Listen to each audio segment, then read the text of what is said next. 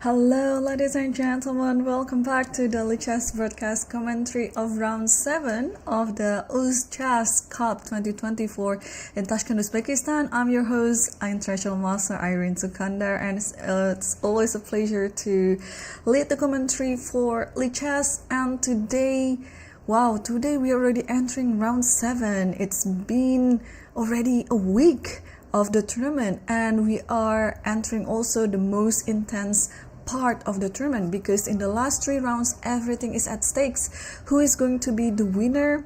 We'll see in after 3 rounds. So round 7, this is actually my favorite round of the tournament, because I think we have to dive in straight to the standings so that you'll see what I'm talking about. Because the 3 Uzbek players, they are on the top 3 of the leaderboard so far. Nodirbek Yakuboev and Nodirbek Abdusattorov, they are leading the tournament again. A few rounds ago they're also leading together, and now after round 6 entering round 7 they lead together again, and just trailing behind with 3.5 is Sindarov Yavokir. Wow, this is just a total dominance of the young Uzbek players in the master section. And sharing the 4th place, there are 3 players, Yu Yangi, Richard Rapport, and Alexei Sarana. And sharing on the 7th place, Mehmet Yarov, Parham Maksudlu, Fedit Santosh, and unfortunately, Grishchuk is on the bottom place with 2 points out of 6. And today we are playing round number 7, just 3 rounds to go until the end of the event. And today's pairings, it's as if this was another Swiss tournament.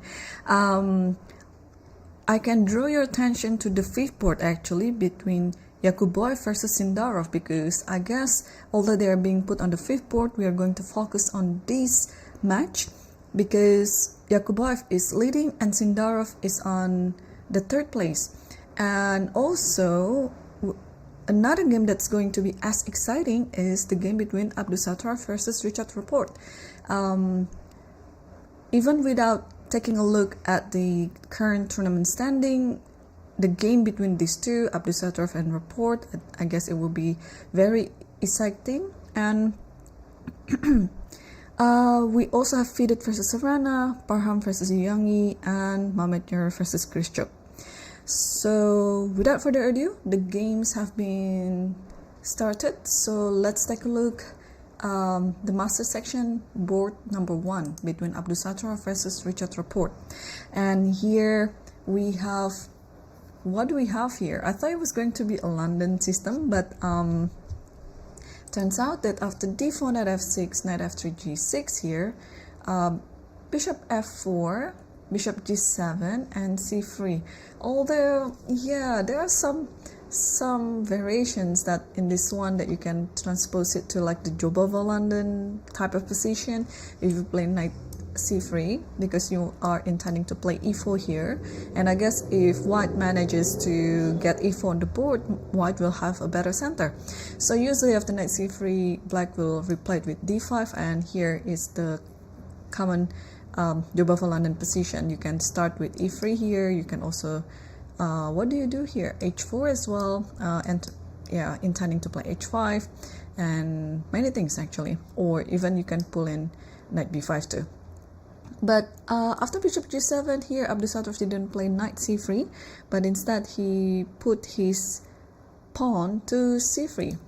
Well, with the intention of putting the knight on d2, and you are trying to also push the e4 pawn, although black is always ready to push d5 to stop it from happening. So c3, d6, and now knight bd2. Yeah, d6 is it's making sure that the d5 wouldn't happen actually, because if you want to get ready of such a variation, you wouldn't play d6, but instead you would play something else, probably castle first, or I don't know, b6 maybe, or other thing, or even maybe c5 like that. But here after d6, knight bd2, white's plan is very clear here. He wants to push e4 and just play pretty much a normal position, although this position looks like it's entering some King's Indian structure.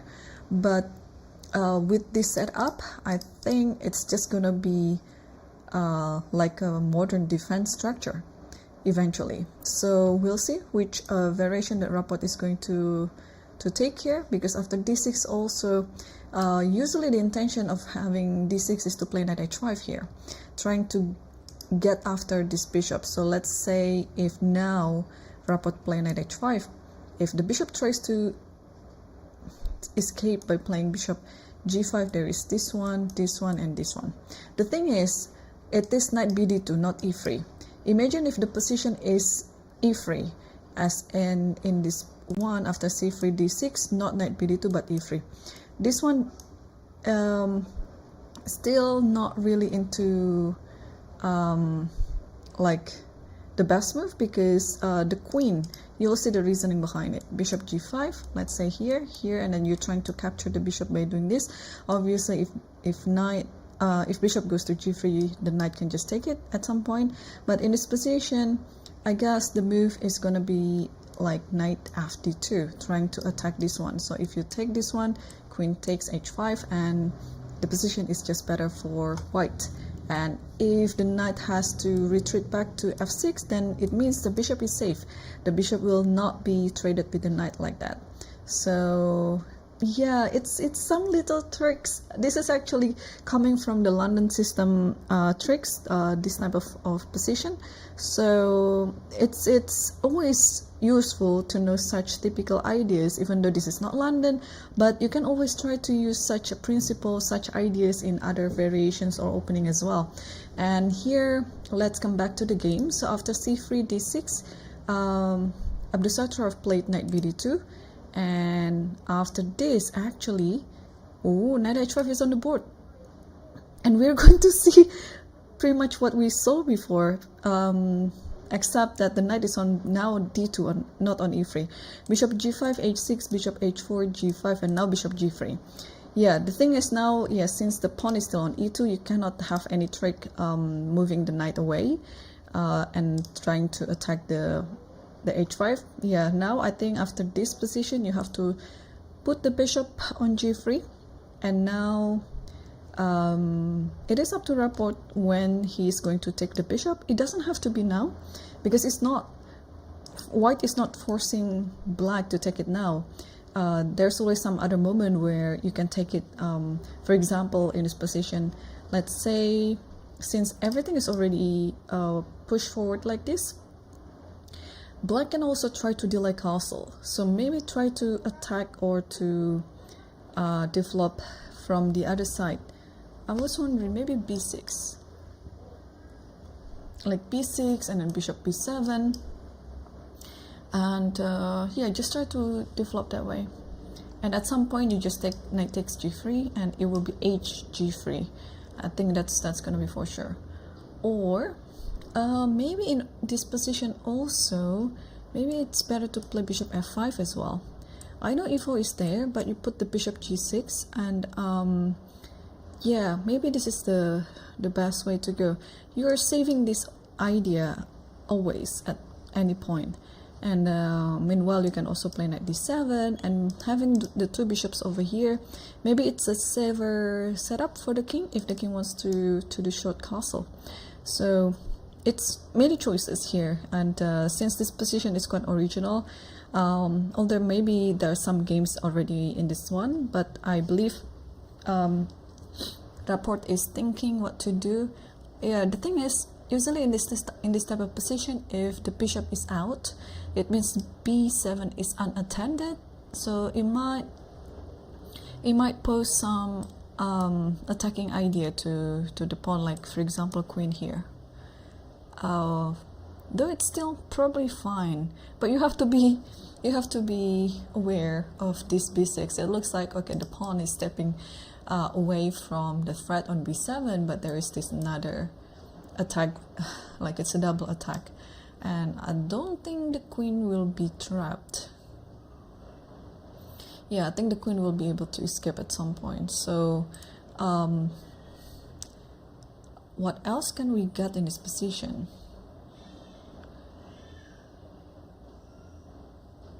taking this immediately is always an option. I don't know whether it's a bad thing or not.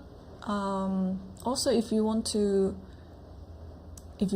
follow up with this idea, maybe now it's bishop g4. Although the bishop g4 doesn't really have good intention, like you're not gonna take f3 anyway, so I don't know if it's useful to put the bishop on g4. What else can we go in this position? Eventually, black would like to have this type of setup, like that bd7 and e5. So, Rapot has already moved, and he moved e6. So yesterday it was such interesting day also. Yuyangi lost to Abdusattorov, and therefore Abdusattorov rejoined the lead again with Yakuboev. And Richard Rapport, yesterday he made, well, not a very quick draw. It was kind of like a medium length draw. It was not too long, but it was not too short either. There was a grueling queen's endgame between Parham Makhzudlu versus Grishchuk versus Parham Makhzudlu. With 1 pawn down, Parham managed to settle for a draw. But yeah, yesterday I had to wrap up before those two games finish. But my prediction was correct, that Abdusattorov was winning anyway, and he won the game. And the game between Grishchuk versus Parham, even though Parham was 1 pawn down, but technically it was a drawn end game, and he managed to do it. Okay, so today, yeah, Abdusattorov is leading with Yakuboev, and he's playing Richard Rapport. And while I'd like to also move on to the second board, I'd like to jump to the fifth board actually. It's between Yakuboev versus Sindarov, because this game is also very interesting for the outcome of the leaderboard in the tournament.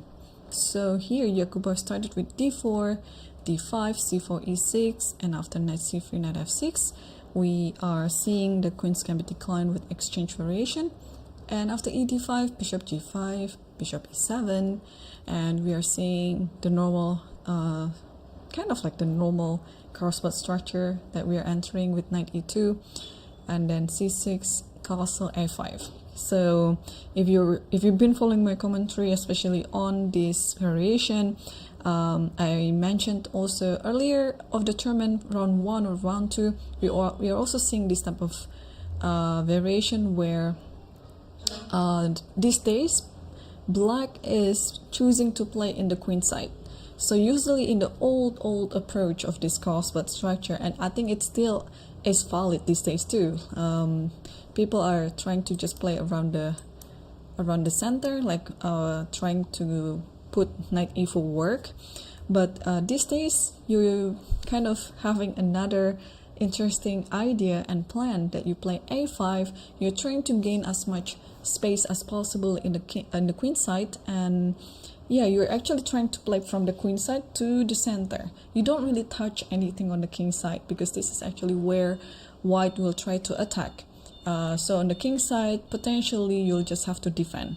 And here after a5, h3 was played. So I guess this is the kind of the preparation anyway. Usually if you put the knight to e2, you want to play, okay, h3 is the preparation for bishop h4, so that you can play f3, and if there is any attack toward the pawn on e3, the bishop can resort back to f2, and everything is kind of protected. So knight bd7 is on the board. Well, I guess I cannot remember who played it on the first or second round. I think it was also Sindarov. Yeah, I think he played against Yuyangi. Yeah, now I remember. It was Yuyangi versus Sindarov.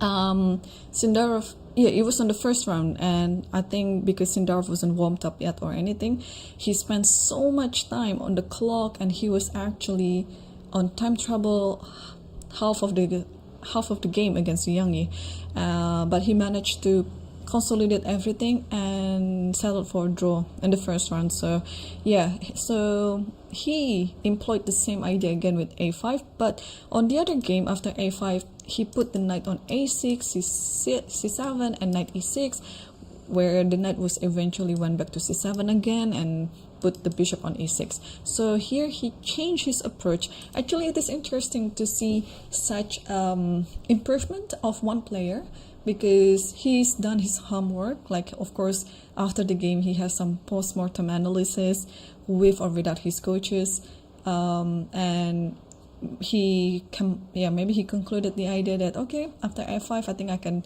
play another approach by playing knight bd7, and queen c2 is already on the board. So pretty much whatever white does in this position, this h3, bishop d3, knight e2, queen c2, they are like interchangeables, because those are the moves that you're playing if you're taking the white pieces in this variation.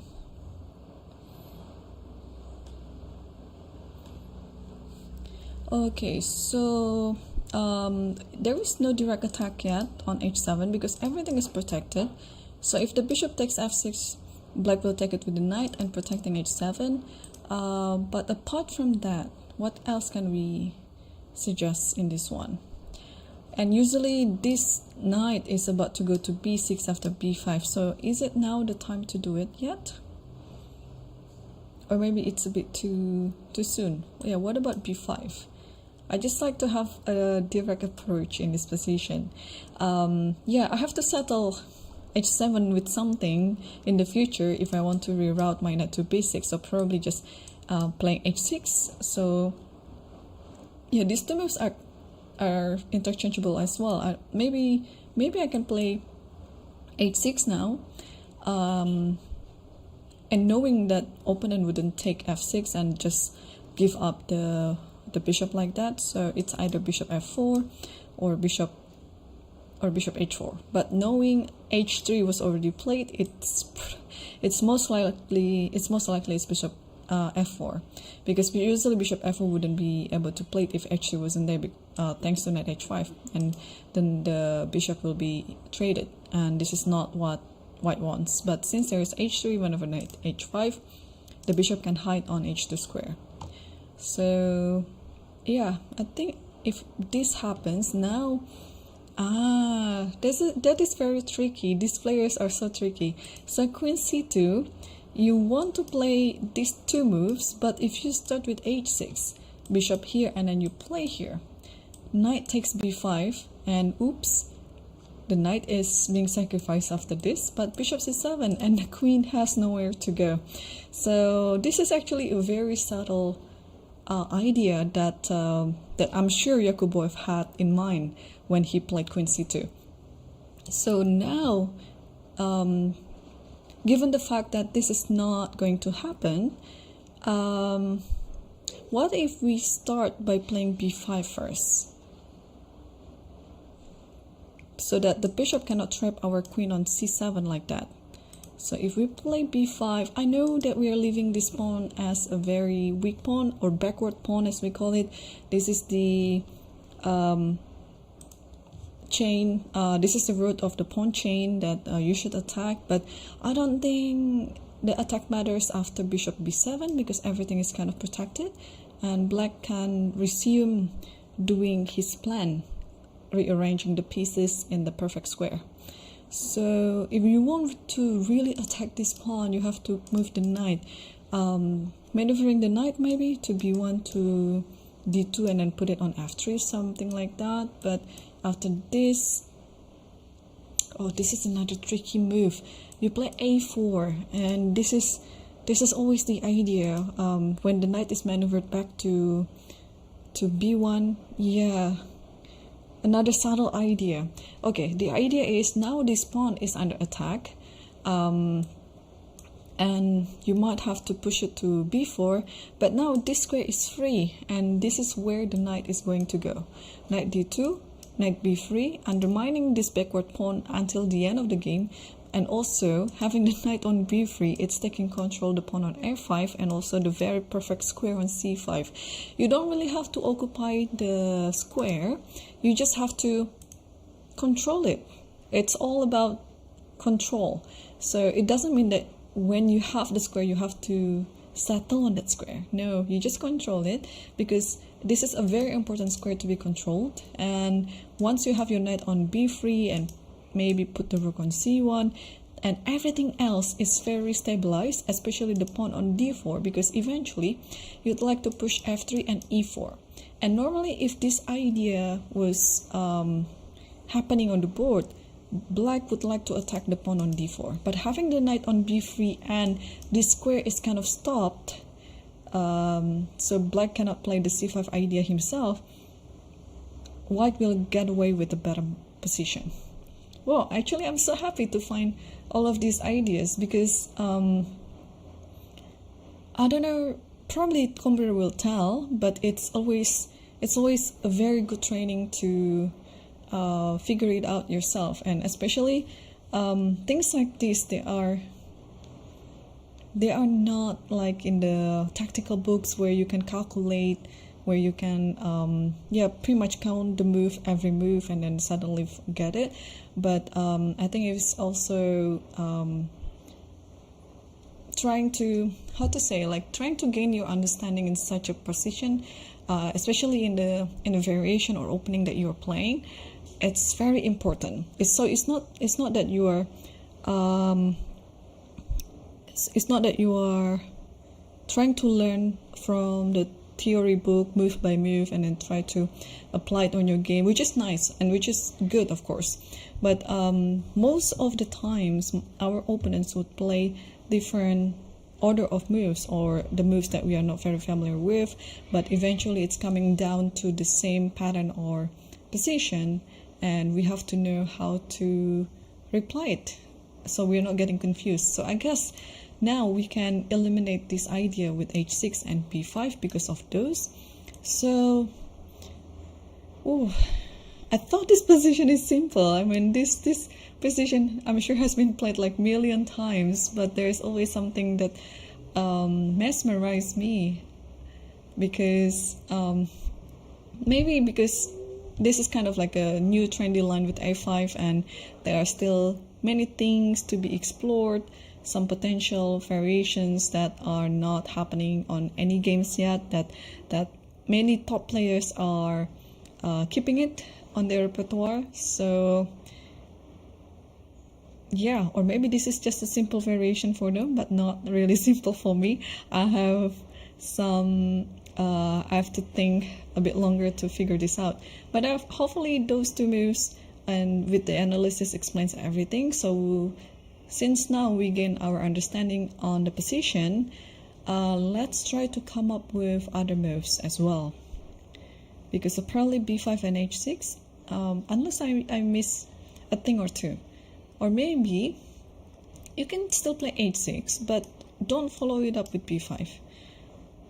And since the knight is very common to be placed on e6 as well, maybe it's time to play knight f8. Although if you want to put the knight f8, you don't need to include h6. You can just play knight f8 now, and then put the knight on e6 like that immediately. And therefore, after knight f8, the bishop can only go to h4. So which in case, I cannot play knight e6 immediately because bishop takes and bishop takes. So after knight f8, I have to play h6 anyway.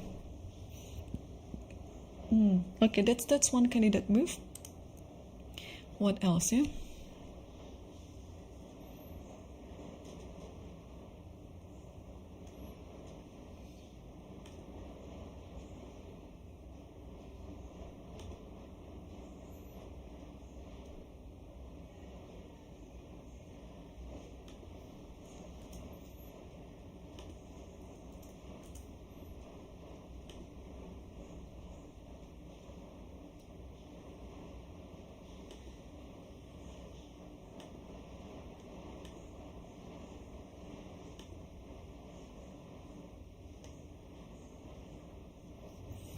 Okay,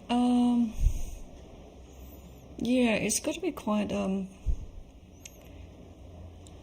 hard position to choose which move to play, because white is always standing slightly better in most of the variations, and black has to wisely pick which one that has less advantage for white in this one.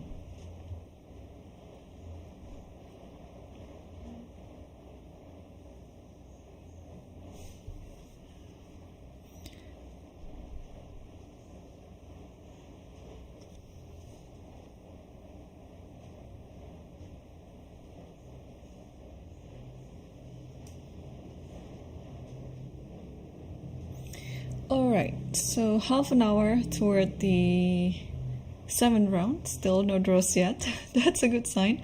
Everyone is in fighting mood. Okay, we covered 2 games so far in the master sections, and let's come back to board 2 actually, and let's see what's going on between Fidit versus Sorana. I saw it was a Sicilian, so let's see what's happening. So, and after this a6, so we see like a knight of Sicilian, bishop d3. I remember in Chennai, it was Sindarov's move to play bishop d6 in one of the, I think the last round of the Olympiad in Chennai, or in the penultimate round, and he won. So we know these days that in the knight of Sicilian, you can pretty much play anything on the 6th move. So bishop d3 was what Fidit picked on this one, and g6. And also I remember there was from American Cup, I guess it was Levon Aronian versus Ray Robson, and after g6, Levon put the bishop back to e2, and then just transposed the whole thing into like the classical dragon variation, and with one less tempo for white. But here after was played, and queen b6, and a3. Yeah, just don't get to disrupt with queen d4, because there is bishop b5, and then you somehow lost on the spot thanks to this discovery. So after a3, knight bd7, try to stop all the check on the b5 square, and now the knight on e3 is hanging, but you can play bishop c4 now. Although this is not going to be my first choice, probably if I were white, I'm just going to try to make this work, bishop e3. Although, actually I'm not too sure about this type of position. It's just that my intention was after queen takes, the knight is somehow trapped after knight a4. The queen cannot go here, here, here. Everything is covered by white's pieces. But probably after bishop e3,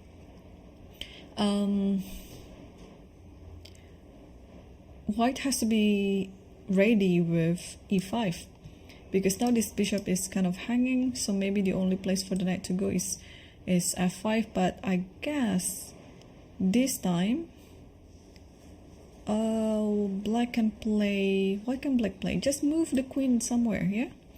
Just move the queen, and the knight is being pushed back to g3. I think that's the square that the knight can go, apart from h4.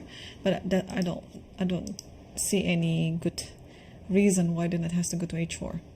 So, and after knight g3, black is ahead in development, so probably that is why.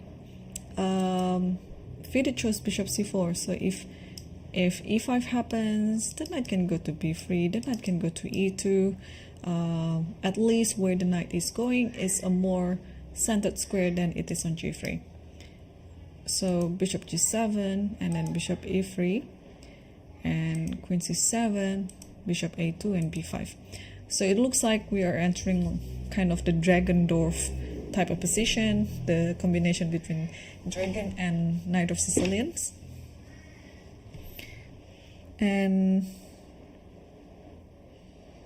yeah, alright, so I guess this is a good time to also remind the chat that we have a 15-minute delay in the broadcast. So what you're watching right now, it's from 15 minutes ago, so it means I cannot interact with the chat. If you ask me why there is a delay or anything like that, not because I don't want to interact with the chat. I love interacting with the chat, but it's also because the anti-cheating measures. So yeah, I'm looking at the game real time, but I just have to show it to you 15 minutes later. So I got like a special link on the Lichess page where I can only see it. It's not for public, so yeah, don't be jealous. But if you're becoming a Lichess streamers, you'll get such privilege as well. And the total prize fund for the tournament is $166,000 where in the master sections, if you're not among the top winners, you'll still get $5,000. And in the challenger section, if you are not among the top winners, you still get $2,000. So the prize fund is so big. I guess the players enjoying it so much, not only because there is this incentive with the financial, but also I've been to Uzbekistan a few times, the last one being this March, and I always amazed on how much growth chess in Uzbekistan is, and that we are chess players were being very respected. I went to their chess compound and in Tashkent, and I was just so amazed on how big the complex is. It feels like I feel touched because it feels like, wow, this is what the country has awarded the chess players in Uzbekistan with such amazing buildings and huge chunk of land, and just to ensure their comfort in doing chess. So although it was not for me, but I feel honored as a chess player. So, and that is a very rare thing to do, especially in many countries. Chess is not a top sport or a priority in the sports world. So witnessing like that in Uzbekistan of how chess is being honored and respected, it's,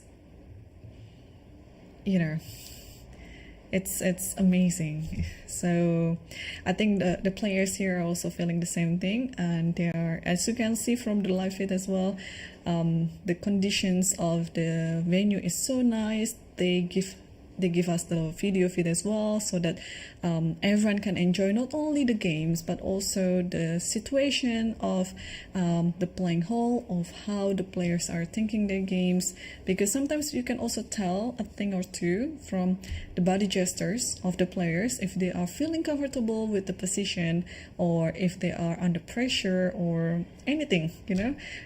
But the good chess player are always the one who has poker face. So, and of course, these players, they are very professionals. They conduct themselves well, and you can see how well dressed they are, and trying to also respect the organizer. So this is actually a dreamy tournament for the elite chess players to be playing. So, well, that's it about the tournament. Although I still have many things to say about it, but we have to continue on looking at other games. We have only seen 3 games in the master section, and let's continue with the game between Parham Maksudlu versus Yu Yangyi. What is this? Looks like it's some sort of a Catalan or what? Oh, it was in English. All right. C4 knight f6, knight c3 e5, so it was English with knight f3 here and g3 immediately, and knight d4. Yeah, I think in the old main line it was d5, and then, oh, maybe I can just show it. Takes here, and then bishop here. You can play bishop e7, put the knight b6 castles. Yeah, it's a bit outdated these days. I rarely see this happen in top elite games. Usually they always resort to pretty much other variation, and now we can see that after g3 here, Yu Yangyi played knight d4. This is and after bishop g2, knight takes f3, bishop takes f3, and bishop c5, knight a4, bishop went to d4. Yeah, I have to start learning about this position again, because trying to understand why e3 was being provoked here. I thought the inclusion of e3 is going to benefiting white, because it feels like you're kicking the bishop away, but while at the same time you just gain a tempo to control the center. Yeah, because with e3 usually you will pair it with d4 and then just try to have a better center like that. But here bishop b6, castle, castle, d4, and then e4, and the bishop goes back to g2, and after d5, cd5, knight queen takes d5, and knight went back to c3, where in other understanding usually you'd like to get the bishop on b6 with the knight, but maybe in this position Parham thinks it's better to attack the center instead of giving up the knight for the bishop, because this is kind of like a close position. So it's also very important to, well, not only to have a better calculation, but also to understand some basic principles like that. We are entering kind of like a close position, and in a close position knight is better than the bishop. So let's imagine the position after knight takes b6, and I would say it's going to be a b6, because you like to get the pawn to the center, and also at the same time now you're winning a tempo because the pawn on a2 is under attack. Alright, so it looks like we have this trait, and in many cases we prefer to have a pair of bishops. So two bishops usually is more preferable, but in this position you also have to be aware that since this is a close position, what is the bishop on g2 doing? What is the bishop on c1 doing? And compare with this bishop and the potential of this knight, that it can go to pretty much anywhere as long as black keeps the position close. And I just on the corner of my eye, I was looking at this idea with rook a5 and probably transferring to the king side like that. It can happen too.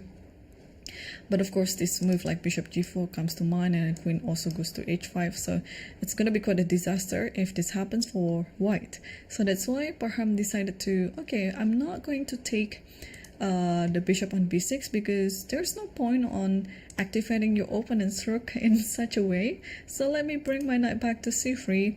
I'm trying to strengthen my center, also at the same time I'm trying to attack the pawn on e4. So that's why after knight c3 like this, the queen has to go to f5. And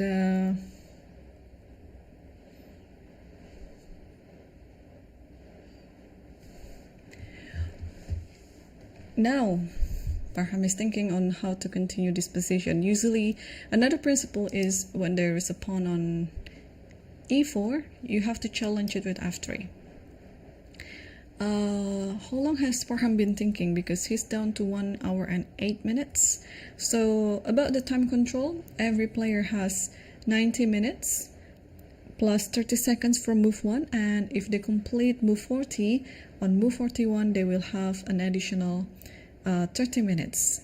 And in most cases, I know it sounds like players have plenty of time to think, but believe me, the games are just going to be very complicated against each other, because these players are top players, and most of the games are very, very complex, and it will require more time to think over the board, because sometimes the games are entering, a sequence of hard calculations from start to the end, and it requires you to think over the board for longer time, and eventually you're kind of like down on time. So, but also in other cases that we see that players can just comfortably agree for a draw. I don't know if it's going to happen, but if it's going to happen, I suspect it's going to be this game between Mehmet Yar versus Krzysztof, because although it looks like, wait, what a second, I didn't see the current position when I mentioned it, but what is Mehmet Yarov doing? Having a bone-clad position in this one? Oh, why? Hey, I don't understand. King e2. Oh, someone please clip it. What is Mehmet Yarov doing by playing King e2 in this position? It's a bit too late to play bone-clad because this is move 13. Why can't he just castle, or why can't he just play something else? Like Queen d2 perhaps, looking more normal than King e2? I'm so confused. And so is Grishchuk apparently. As you can see from the live feed, he's just, what is going on? King e2 is on the board. Not that this is losing immediately.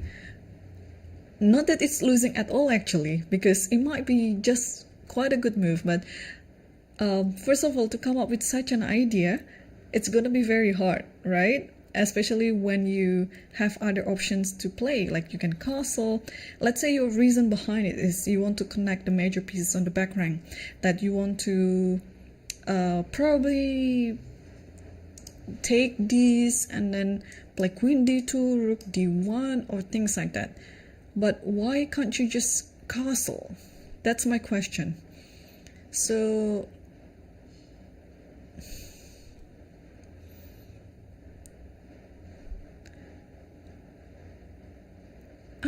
okay. All right, so okay, I'm trying to understand this, and I think I understand now. Okay, it surprised me a bit in the beginning. King e2. The most expected move in this position is a6. And this king e2, you are preparing for the endgame. And in the endgame, you know the principle is to bring your king into the game, because the king will pose as another piece that is, it can be attacking, it can be defending, but you just need this extra piece. So what is going to happen is after a6, you just take twice. You can take it with the queen first, you can take it with the queen, and this one is just king, after king d7, just rook h d1. And this king is actually already setting up a nice threat, because let's say you play, if you play here, I don't know whether I should provoke you with bishop g5. But just my idea is I just want to play bishop e3. Yeah, because if you take this, thanks to the king on e2, you can grab it with the king and now attacking the e4 pawn. So, alright. Now, I hope I can be smarter after all this commentary, because I'm trying to get into their heads, you know, and then every single player has different type of moves and characteristics. And although we know generally like how Mamedyarov is playing usually in his games, how Grishchuk is playing and how creative Rapport is, you know, but it's just the general stigma. But sometimes, of course, in their games, they have like a specific approach that is not according to the general perspective about them. But this king e2 is totally Mamedyarov's move. Like, but I like it. I like it so much now that I understand already. But before knowing the idea behind it, you would be perplexed. Like, what is going on, king e2? You're just stepping to e2. But if you're trying to prepare for the end game, then it's a good thing. Okay, because usually again you have to try to violate some principles, right? Because this is the sign of not good players. Good players know their principles. Great players know how to violate them. And here Mamedyarov is trying to violating the principle by playing king e2, because he knows exactly that he has to quickly prepare for the end game, and just having the king in the center is more beneficial to his play, because the e4 pawn sooner or later will be taken. So yeah, although a6 is kind of expected in this position, I'm just going to be very surprised if king e7 is going to play. But if it's king e7, then I think we're going to see the same thing, like taking everything like this, and then play check here. Although, of course, in this position, we can have the same position with the pawn on a6. So maybe having the pawn on a6 compared to this position, it's safer for black, because let's say the king goes here. At the very least, the knight can jump to b5 and then put the knight on d6 at the very least. This can be like an additional idea that white might possess. So probably, even though you know your opponent's intention is just to take d7, and unfortunately there's nothing that you can do about it, I think Grishuk has to resort back to a6, or if he already realizes that his center is kind of doomed, that only white is better, so he might want to open up the sides or the flank that to play h5 here. So obviously you shouldn't take, you lose on the spot thanks to this formation king e2 and queen d1, so you shouldn't take that one. What else can you do? If you push the pawn to g5, then it will give some diagonal for the bishop to improve, because the bishop on g6 is not doing anything before. So this might not be to white's liking. So if h5 happens, I was wondering if I can make some decoying move like this, but I think you can just take this because there's unfortunately no mating attack on the around the black's king. Everything is kind of protected. So this decoy, although in many tactics is happening, it's not really working here. What else can we do? Shall we play? Well, probably we should just take, yeah? Take everything like this.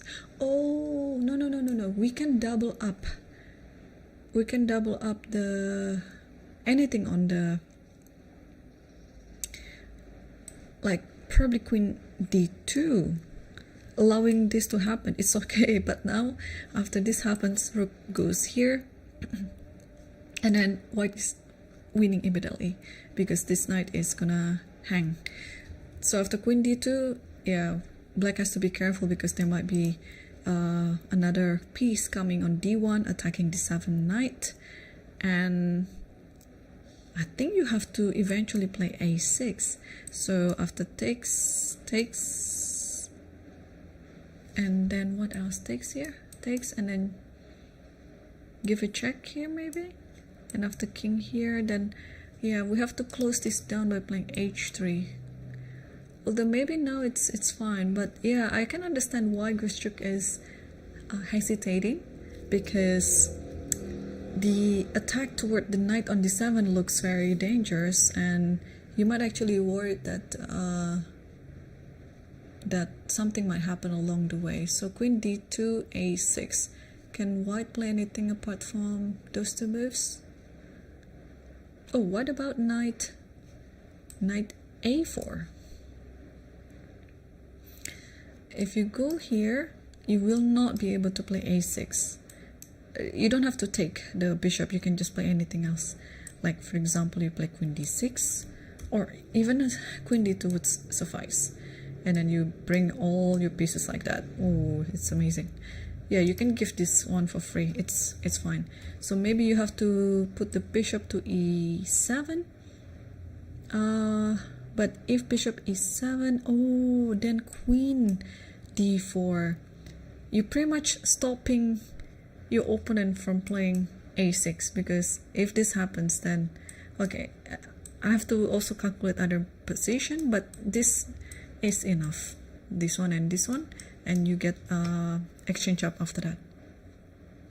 So although h5 looks very tempting, but I guess time is really important. What I mean is the time to neutralize the attack on the d7 knight, because if white just has one extra tempo, just one extra tempo to somehow consolidate the position and adding one more piece toward the attack, black is losing. So even in the position after a6, I believe this position is better for white after this and this, and then give a check. I was not suggesting king c7 because this just walks into some sort of pin and discovery coming up soon, and black is losing time. So, and after king here, then in this position, I think bishop e3 would be able to get a better game.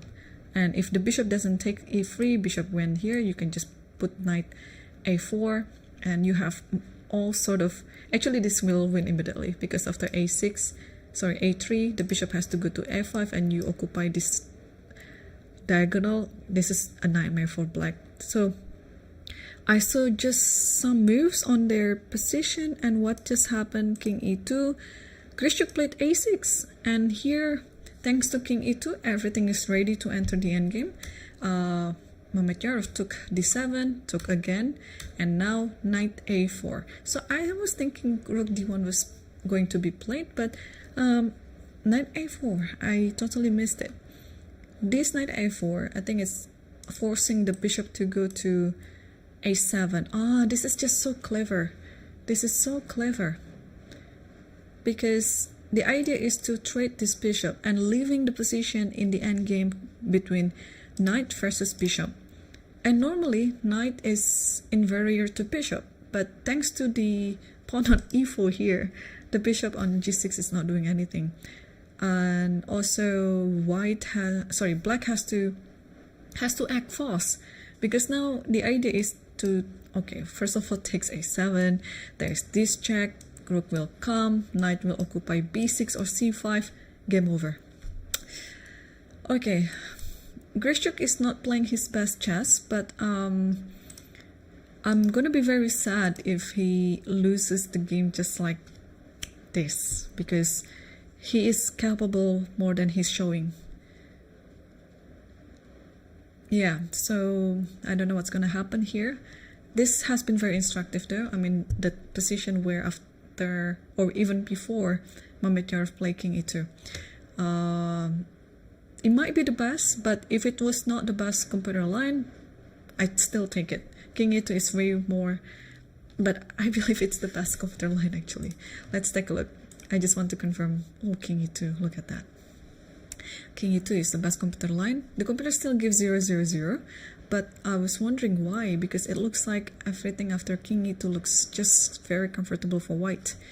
Here a6 was played, which probably not the best move. This is not what the computer suggested. The computer suggested rook c8 and rook c8, and then what's going to happen? Let's say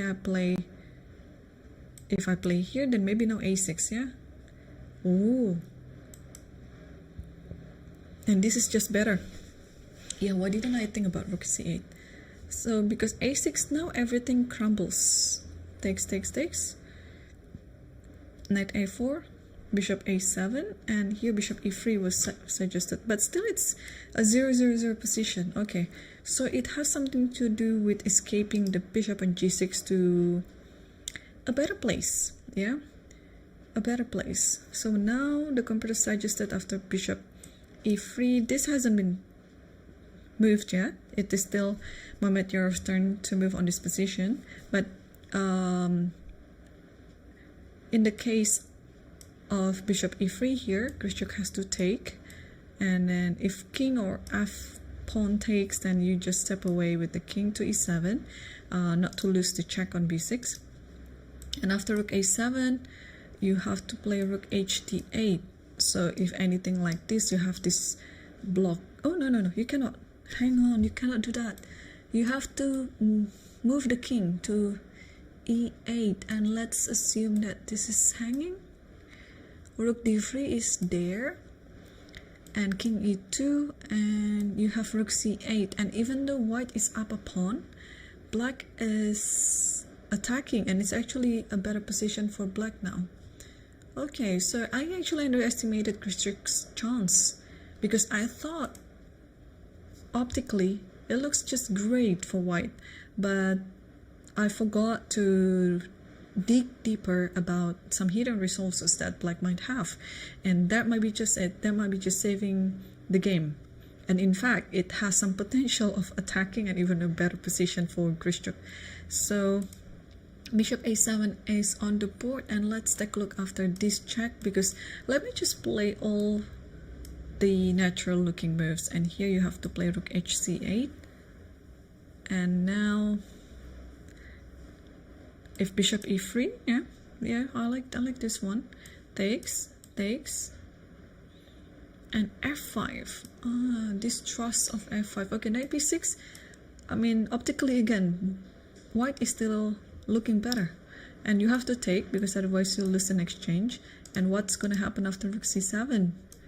Okay, rook d8, rook c7, wanna get the b7 pawn. King e8 takes this one. I like to take the pawn.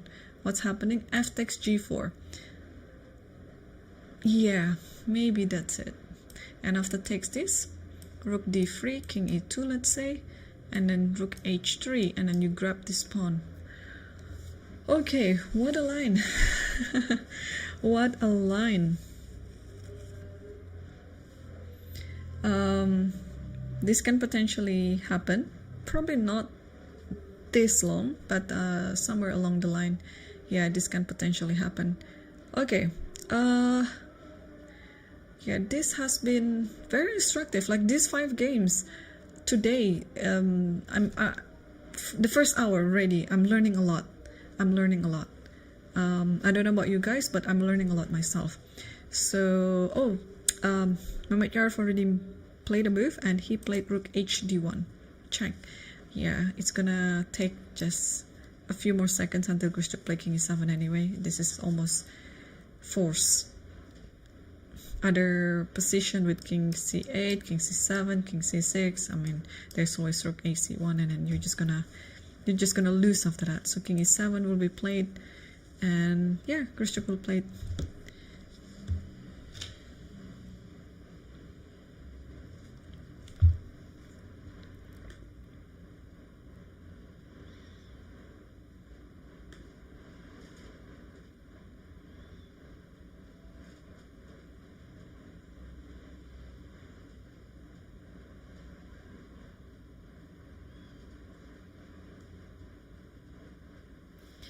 Okay, and do we have a move there?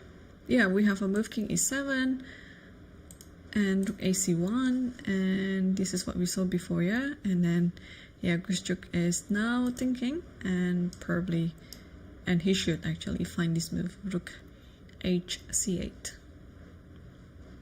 because what's gonna happen if the other rook was playing, and after bishop here,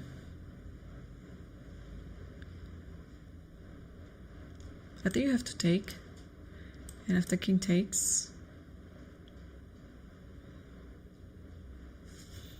on the other line we have f5 in this position, yeah. Now do we have f5?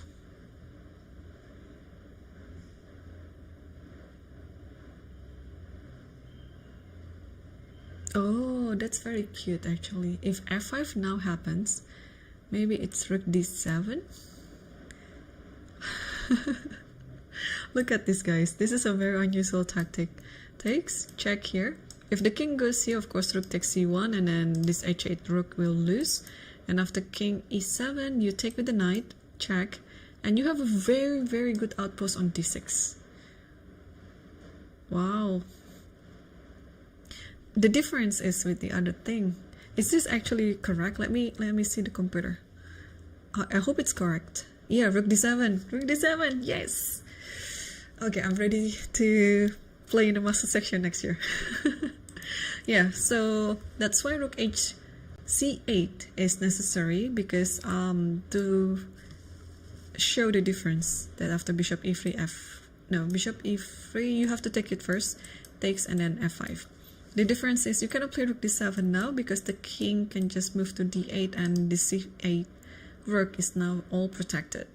So okay, you're trying to make the f5 work, because eventually this bishop needs to get out, right?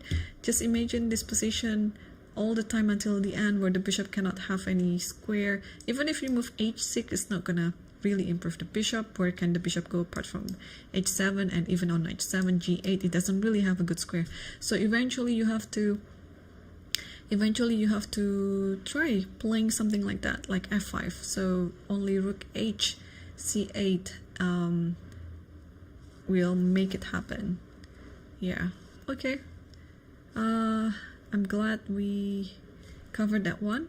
And wow, today is the most interesting day, really. All the games have their own kind of thinking. And what's going on? Oh no, Grishchuk played rook c8. Oh, he chose the wrong rook. Oh no, now he cannot play f5. And after bishop e3, it's almost forced that you have to take the bishop. And after this, okay, you cannot play f5, but what else can you do here? If you play rook d8, and now, to be honest, I don't see why not playing rook d7 again. Looks so tempting. Look at this. Rook d7. If you take this, another check here, and then the king has to go. If you go here, there's a check. If you go here, I think I'll just take this. And with knight d6, rook c7, and okay, you can give a check here and probably grab whatever you want, but this position is lost. Ah, Grishchuk, and he spent not so much time on rook a c8. Yeah. Okay, that is a very instructive point to learn, actually, where you have options on putting your rook to the center like that. You have to kind of calm yourself down and then try to find out the differences between these two in order to, yeah, just pretty much compare, right? So the art of comparison, and eventually you come down to elimination process. Oh, so this one is not working because of this, and you know, it looks similar, it looks very similar, and but they have different ideas. So this is actually the current position after bishop takes e3. Mametyarov is still thinking he can take it with the king, he can take it with the pawn, although I don't think there's anything wrong with taking the bishop with the pawn. Actually, maybe this is the best one with the pawn, because now if white is going to move again, knight b6 is there, and if you put the rook now on d8, let's go back to this one again, and if you take with the rook, I'll take the other rook, and entering the back rank like that, it's always a plus in white's position, and this rook cannot enter this, cannot enter this, cannot enter this, and this knight is just waiting for its outpost, probably going to b6, because after b6 rook has to go, and rook can go to c7, check, and takes b7. No, I had a high hope in Grishchuk's position before, because there is some idea in dealing with this endgame, but he played a little bit too fast, and now he's suffering. He's not on the board yet because Mametyarov is now still thinking on how to take it back. Yeah, okay. Oh, poor Grishchuk. Oh, he might suffer another loss in this game then, because I don't see a way out here. What does the computer say? What's the evaluation? Whoa, still 0-0-0. Okay, good. Whew. Alright, good. As long as you don't play rook h-d8, I guess. Because let's take a look. Rook h-d8, I think it's just knight b6 also is fine. Knight b6. You don't have to go to you don't have to go fancy by sacrificing a rook to d7. This one is still fine. Rook takes here, and then what? h5? Okay, h5, let's say. Oh, if I play h3, then you just takes, and somehow, no, I cannot play a rook here because there's check and rook c8. So what do I do? Okay, rook c7 immediately, king f8, and then takes b7, let's say, or h3 first. Yeah, so that the rook cannot go there. Takes. Where is the draw in this position? The computer says it's 0-0-0. f5. But it looks like everything is hanging. Knight d7, king e8. Knight c5. Yeah, attacking. It's crazy how in the optics it looks like white is better, right? I think you would agree with me. But when you switch the engine on, it says that it's 0-0-0. Alright, so after knight c5, rook d5, protecting. It doesn't protect anything, it's just a counter attack to the pawn on e5. And now you protect the knight. What's wrong with taking pawns? Like this, for example. And knight g7, king here, and it takes another pawn. It like takes everything. Fg4, and this knight might be cut off. That is very complicated. So do we have a way to encounter it by playing king e3? Or f e3 was better. So apparently king e3 is still fine as well. After rook h d8, takes c8 and takes d1. And rook c7, king d8. Yeah, let me grab all the pawns then. h5. Wow, surprisingly this is still 0-0-0. Alright, now my understanding is going to be thrown off of the window. Oh, okay. So the saying that don't judge book by its cover is correct then, because if you give this position to a student, like, okay, not this one, just this one, give this position to your student and say, okay, what's the evaluation of this position? I believe your student would say, oh, it's better for white. But yeah, this is still 0-0-0. I might have spent too much time on this game, but just because it's so interesting. Alright, so let's circle back to the top boards again from 1 to 4. But before we do that, I'd like to take our first break. So yeah, don't go anywhere because I promise you today is the most interesting day of the tournament, where all the games will be quite explosive in its own right. It can be positional, it can be tactical, it can be a combination of both. It's going to be very instructive for sure. So don't go anywhere. I will be back after a few minutes.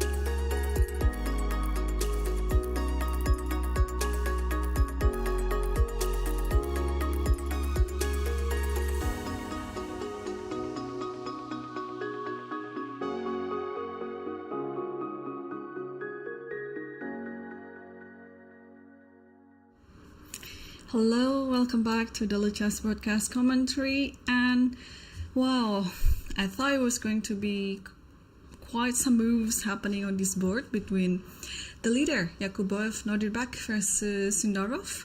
But turns out we didn't really miss much, and the last position we saw was Queen C2.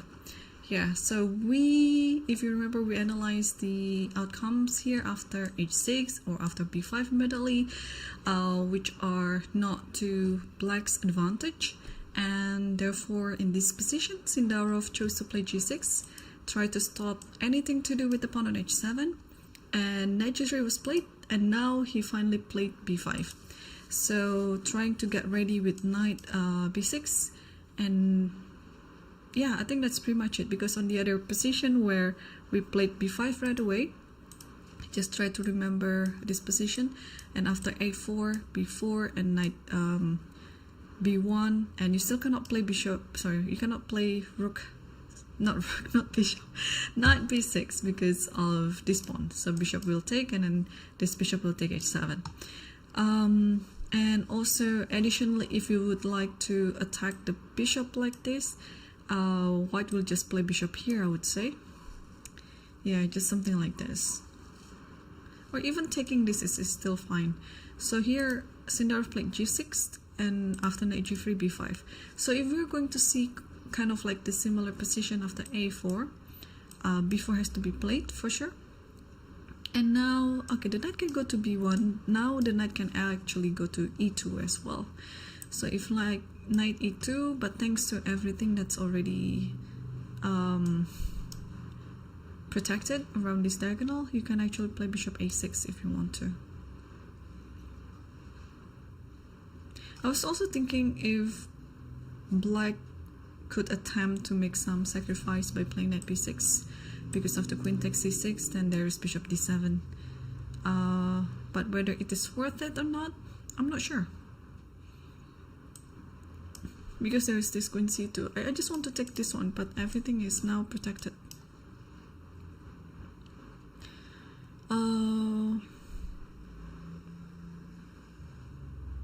Although there should be some compensation after rook here. Yeah, probably it is a good call to sacrifice, because if the queen move anywhere else apart from B3 and D1, then the knight can take A4. So let's say you play this move, and then Knight C4 comes. There should be some compensation in this one, even though you're down a pawn right now.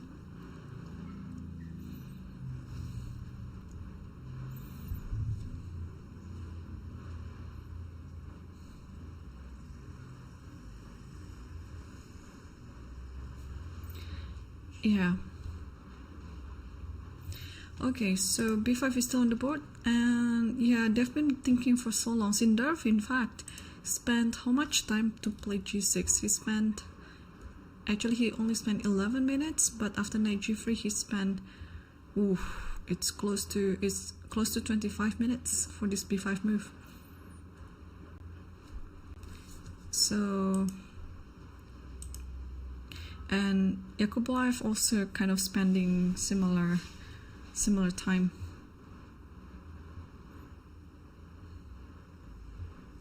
Okay, this is still the current position after B5.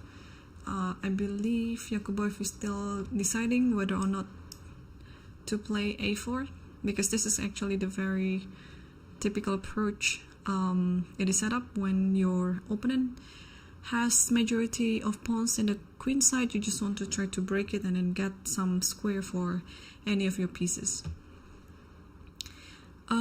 Still no move yet from Sindarov, so let's circle back to the first board between Abdusattorov versus Richard Rapport. And here we left the position after E6. And after E6, Abdusattorov was being consistent with his idea, and he moved E4, Queen E7, Knight G1, and now forcing this knight to take G3. And after H take G3, Knight D7, Bishop D3, and after E5, D5, C6. Yeah, you just want to close everything in the center, because your pawns in the center, they are taking more space, and it limits the activity of black's pieces as well. So after c6, c4, knight f6, and now knight went back to f3. Yeah, still very early in the game as well. So many strategies that white and black can choose in this one, and what I can actually tell for sure, it is another waiting game now on who is going to castle first, because you want to probably castle on the same side now, because this position, you know, white can attack, black can also can attack. So knight gf3. So what are we going to do then? Let's say a move like bishop d7. Yeah, move like bishop d7. Are we going to play b4 here? Or I like actually this idea, queen b3. And if the king castles like this, then maybe, since now it is already... Oh, there is a tactic here. It's coming out of nowhere. Queen a3. I want to take this, but...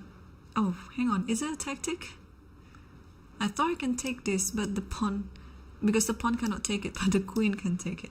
Alright, so it's not really a tactic, but this is good enough. After this, maybe just b4. Yeah, this is what I call with the waiting game. So maybe this king can actually just go to e2. And having this rook to the other side of the board like that. Oh, bishop d7 is actually now on the board. A rapport just played it. I really like this queen b3 idea, because also after queen b3, you're forcing your opponent to castle. Otherwise, what can black do in order to stop queen takes b7? I don't think it's b6, because it's just weakening the position on the queen side. And after you castle, I really like this queen a3. And after king here, just move b4.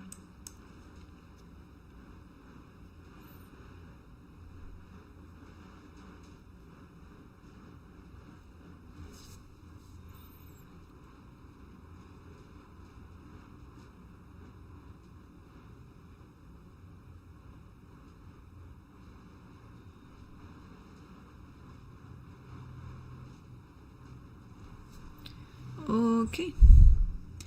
Still, yeah, I'm just still thinking. Let's move on to the second board between Faded versus Serrana. And whoa, interesting position we have now. What was the last move again? We saw a position after, I think after bishop c4, yeah? And after bishop c4, bishop g7, and now bishop e3. Ah, okay. Yeah, the difference is if there is e5, the knight goes here, and on the other position, the bishop was still on f8, so the bishop is protecting d6 and not on g7 itself. So this is actually a very good discovery for white. And the other position, we just play queen c7, and now the knight was under attack. Just imagine the position when the bishop is on f8. But now bishop e3 is a good move, because e5 is no longer working for black, and you have to step aside with the queen like this. Queen c7. What did he do actually? Queen c7, yeah. Queen c7, and after bishop a2, b5, and queen d2, knight b6. And after g4, knight c4, bishop takes c4, queen takes c4, g5, and knight d7, b3. Ooh, this is interesting. And queen c7 again, knight d5, of course, you're attacking the queen. And after queen b7, queen a5. Take a look at this position. Unfortunately, black cannot castle because this pawn is hanging. And also, even if the pawn was not hanging, I guess there's all this attack with h4, h5. So black has to wait. And since black cannot castle, and knight c7 is actually the threat now, attacking the king and the rook at the same time, Serrana played rook a7. And this is the current position right now. Rook a7, how we continue? I mean, it's already walking to the square, where there might be some discovery happening on the board, like knight c6. But of course, this bishop is aiming toward the rook on a1, so do we have to move it first?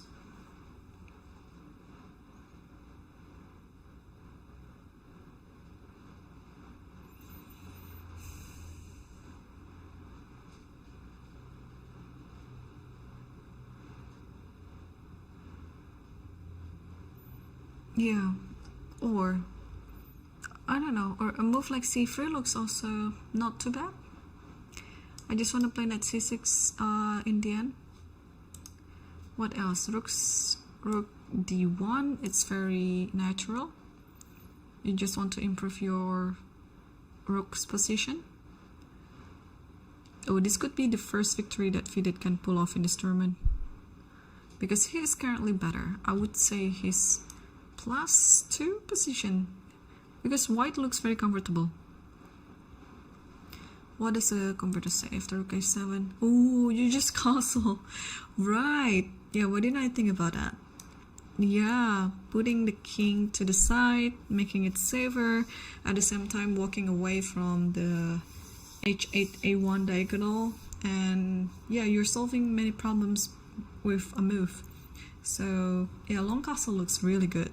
Now you can actually aim for knight c6 to happen, and black will also stop it by playing knight c5 here, and you just play b5. Yeah, the king is safe here because all your pieces are in the queen side anyway, so having your pieces around the king like that will totally make your king safer.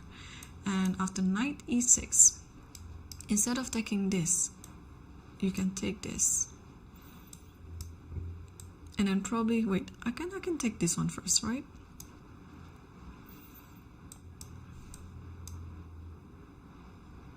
Yeah, this should be fine, but the computer suggested to take a7 first. What is the difference after this? And this is a better position than before. Okay. But anyways, it's exchange up all the time, so white should be better one way or the other. Alright, rook a7 is a move like rook d1, okay? I mean, still white is better, but the advantage has been decreased. Okay, so it has to be castling then. But Fidit looks like he's in a comfortable situation right now, and he still has quite lots of time on the clock as well. But knowing Fidit, he has to start moving faster because he keeps getting himself in the time trouble. Let's continue moving on to the third board between Parham Maksudlu versus Yangi. And what is just happening right now, I think we see the position after knight c3, queen f5, and here Parham had a long thing, if I'm not mistaken, and he played b5, so he spent 10 minutes for this move, b4. And after rook e8, a4, trying to trap the bishop, but yeah, you just played a5 to stop it. And after b5, queen g6, queen c2, bishop f5, bishop a3, and this is the current position.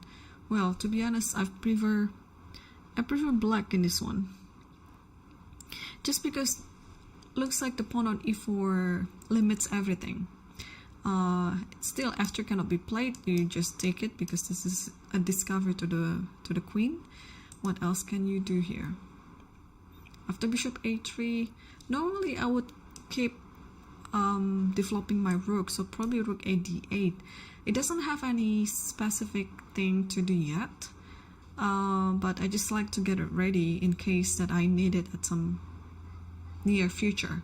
Like for example, I can also think of knight here, but I think the idea of the last move by white, bishop a3, is to play bishop c5. And you cannot allow this to happen and c b6 because this pawn will be a pass pawn later. So here there might be some traits along the way then. Probably knight here. I like actually knight coming here. And after this one, which one should I take? The c3 knight takes with the pawn or takes with the queen? Probably this one is fine. Yeah, because after this you have this one first, and after this you have, actually, what can you do? F3 is about to come, so maybe I don't need to play knight b4. Maybe I should just play queen here. Yeah, attacking this, and after f3 knight takes e3. But he didn't do that.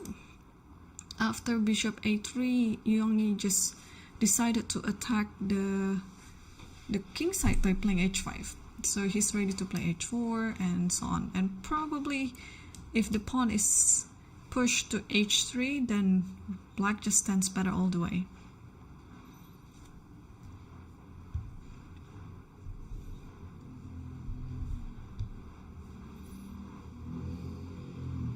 Okay, now Parham is thinking, let's continue back to the game that we analyzed before. Mametjar versus Grischuk. Wow. Okay, I might turn the engine and it says I might, yeah? And it's gonna say that this is still a 0-0-0 position, although maybe now it's understandable because the rook is going to take this. Okay, this is only move, yeah? King has to go to e8. And how to continue this position? If black wants to make a draw, just rook c7, yeah, and this is what happens. So after rook g5, you have this perpetual check here to c8 and back to c7, and there's nothing that black can do. The king is caged, and there's only draws here. And looks like from the body language and facial expressions from the players, they are going to settle for draw very soon. And yes, there's a check hand there, and it's a draw. So still on the spot with the prediction. This is the first game in the master section that ended with a draw. Yeah, not to mention these two players are old buddies. Okay, so I just want to see what was played after. Where did we leave it? It was some time ago, like not here. It was something like this. Okay, let's just see it from here. And takes here, and Mametjarov took it with the pawn, and then h5, knight b6, takes, and then rook h7. Wow, look at this move, yeah? You're just pretty much anticipating rook check and check here, so yeah, just pretty much anticipating the skewer in the back rank. And you play rook h7 because you're also ready to attack the h2 pawn.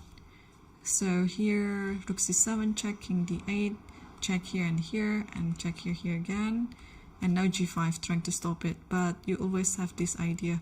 And you have to be in time with h4, because imagine the position when, let's say you play some other things like bishop f5, and after h4, you can actually resign. Because the rook has no idea where to go. The only counter idea that black has in this position is to play in the king side. But when the king side is closed like this, you don't have any idea anymore, and you actually are losing. So after g5, h4 is necessary. You have to play it at all cost. And after rook c7, go back here, and then here again.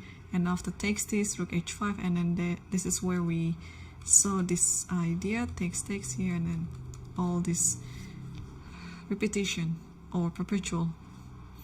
Okay, so that is the first game that is drawn in the master section. I think Grischuk would still be in the bottom position, I guess. Yeah, and he hasn't scored any win yet. So 2 more rounds to go for Grischuk. He has. Let me check how much rating that he has lost. He is now on 2718. Didn't he once cross 2800? I'm very curious. There was I think it was him, but I will double check. Okay, before this round he already lost 9 elo points, and it means that his live rating was 2710. With this draw, since Mametjarov is higher rated, I don't think he's gonna lose any point. In fact, I think he's gonna earn like 0.10 out of this draw. So yeah, it's not very significant. I know it's very small gain out of the position, but let's come back to the leader here. So after b5, after such a long thing, Yakuboev decided to play rook ac1.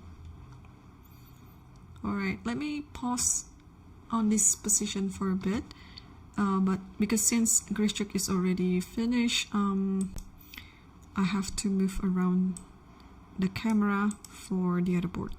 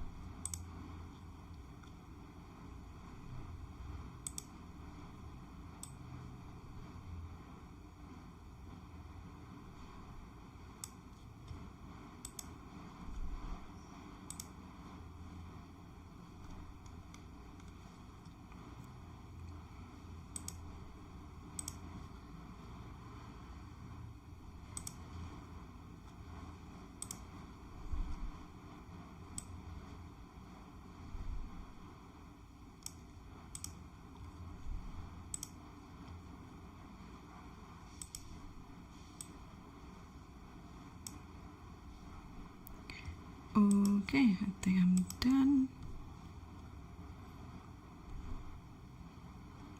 Yep, all good. Let's okay, let's go back to Abdusattorov's game. I just want to see what's happening there. And woo, okay, after bishop d7, queen b3 indeed happened, but instead of castling to the long side, he castled short side. So this is a very typical sacrifice on b7. Of course, you cannot take it because there's this rook, and then this pawn is actually more valuable, and also black has better pieces coordination. So this is what I call a waiting game as well. So once report castled on the short side like this, Nordirberg also castled on the short side. So it means that we will not expect any attacks for now. Any attacks on the king side. But now let's focus also divert our attention to the queen side and to the center, where it looks like it is the battlefield of the game. So f5 is already played. So since we are now going to play in the queen side, white or black will try their best to gain as much space as possible. f5 is a good starting move there. If white doesn't do anything, black will do a4 and potentially moving the rook here and then play b5 and things like that. So maybe it is very important right now to play a4 just to stop the a4 itself. Although in this position it would be very nice for black to somehow put the knight on c5, but to achieve that, maybe it's time to play bishop e8 first. Because also you want to do this, you want to do this, and also keeping the idea of pushing f5 at some point. This is going to be very complicated and very complex actually. But if Abdusattorov doesn't want to play a4,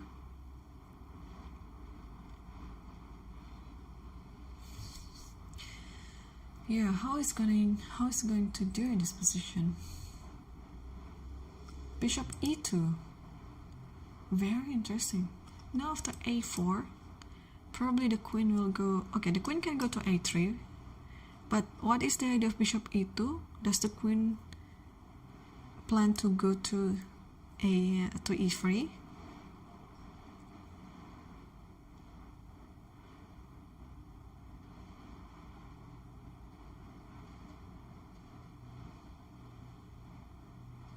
that's possible.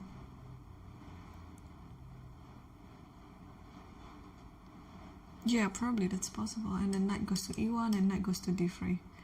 Something like that. Wow, okay. It's quite battle of strategies here.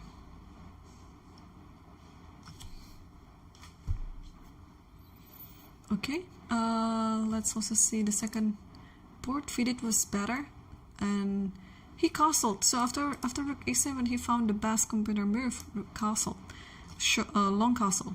And after e6 here, now he's pausing again. And this is the moment when Sarana is playing a bit faster because he wants to press his opponent's clock. Because, well, I think he realizes that the position is better for white, and the only thing that black has in his position is the time advantage.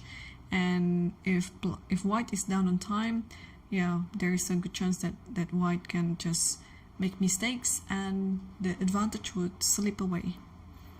So e6 is now on the board. So let's calculate on how to continue this position.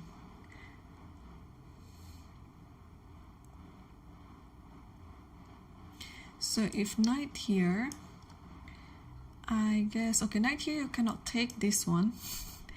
Although this rook looks nice to be taken, but there is mate in one out of nowhere like this. And so after knight c6, I think you're almost forced to take the knight on c6. And here, if I continue with taking the rook, let's say, I'm already exchanged up. And if you continue with taking this too, and I will take this, unfortunately, well, usually in this type of position, you'd like to exchange as many pieces as you can, especially the queens. But unfortunately, in this position, after queen c3 here, there is a check, and if you block the check, the queen will be hanging. But if you put the king to f8, there is a checkmate on d8. So this might just be the variation that Fidit has to play then. But apart from queen c3, where else can the queen go? The queen can go to b7 and a8. I don't know what's the difference, but I think after queen b7 there has to be another check again like this. And now you have to block the check with the knight or with the bishop, probably with the bishop. So you'll have this idea with king f8 and king g7, or even, in fact, now you can just try to castle immediately. Yeah, I think it's queen b7 because if queen a8, there might be queen c7 as well. So here, let's continue with f4. Let's be greedy and take this bishop, and after this, take it again. And next move, black will just castle, and I think black is going to be fine. Alright, so knight c6 might not work then.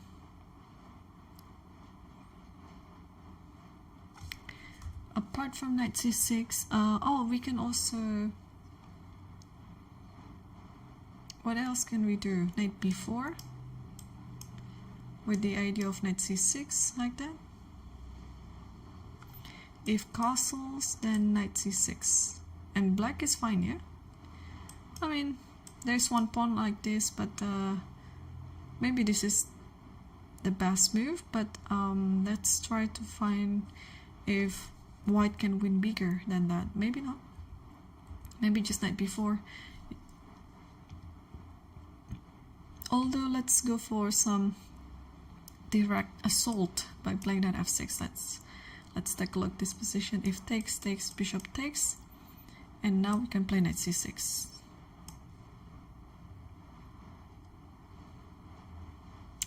Okay, so there's so many ideas with knight c6, or you can't even hold yourself from sacrificing them and play something that's more normal, which I think it's also equally good in this position for Fidit. What does the computer say about this? Knight f6. Going for the direct assault here at f6. So takes here, you take with the pawn, and after this knight b5. So you don't go knight c6. Yeah, if you can grab a pawn along the way, why not? Yeah, because it's giving more advantage to white's position. If you take with the queen, just take everything and take this. Yeah, because white is going to be exchange up, and if you take with this one as well, I think you can take this with the queen and still exchange up in the end. Because if you don't do anything else, and you cannot do anything pretty much, because if rook goes here, there's this, not that check, this check. So after knight b5, it's almost forced to take it either with the pawn or with the queen. Knight f6, yeah, I like it because it looks like yeah, it's a direct attack here. So if you take it with the bishop takes, and what to do next? Let's say castle. Just try to make the king in the 7th square, but knight b5 is always there. If rook move down like this, you can grab another pawn. Yeah, f6 pawn will be very dangerous because it can have this idea queen g5, queen h6, and queen g7 checkmate. Okay, so I guess Vidit is getting closer to his first win of the tournament, although he has to work a little bit more in this position. But if he can guess, or if he can play the right several moves from now, he will be able to convert the position easier to a win. Because he's reaching something, so he's gonna play some move. What is it going to be? Is it knight f6 or is it something else? And he played knight b4. He played knight b4, which I think is also a good move. But knight f6, I just like it. It's more direct. And knight b4 is, how bad is knight b4? It's not that much of difference compared to knight f6. Yeah. So if knight f6 is like 2.2, knight b4 is 1.8. So okay, at least he maintains this advantage. Alright, so knight b4, the computer suggested queen c7 here, and wow, what a move. So you don't take, you don't do anything, you play knight d6, and you have to take this is force, and you just go for the endgame. And after this you grab everything, yeah, like this, and castle, let's say, and then put the knight over here. So this is a more calm approach that Vidit is taking right now in trying to win the game, but this is still good enough. So I was a bit worried that after knight b4 his advantage decreased significantly, but turns out it's not that much of difference. Okay, so Sarana is in trouble. And let's move on to the game between Parham Maghsoodloo versus Youngie. And after h5, we see this position after h5, and here h3. Yeah, trying to prepare against h4 so that there is g4, because otherwise in this position, if you don't play h3, let's say you play something else like bishop c5, let's say, and then maybe takes, and then here h4. And then next move h3, and you cannot play h3 now because the pawn is hanging on g3. So h3 here was such a necessary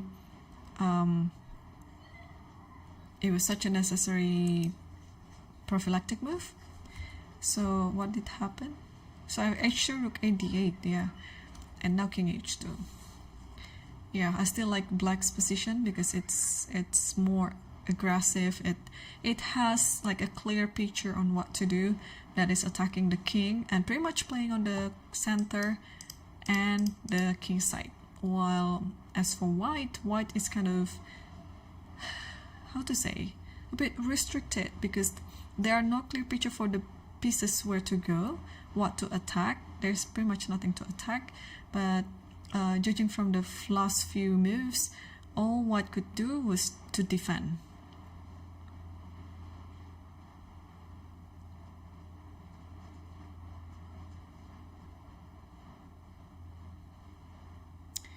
So yeah, king h2 is on the board. What move can we come up if we were playing black here?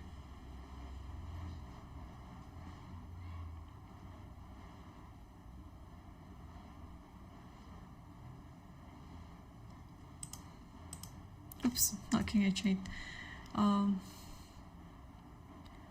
Okay, rook d8. What do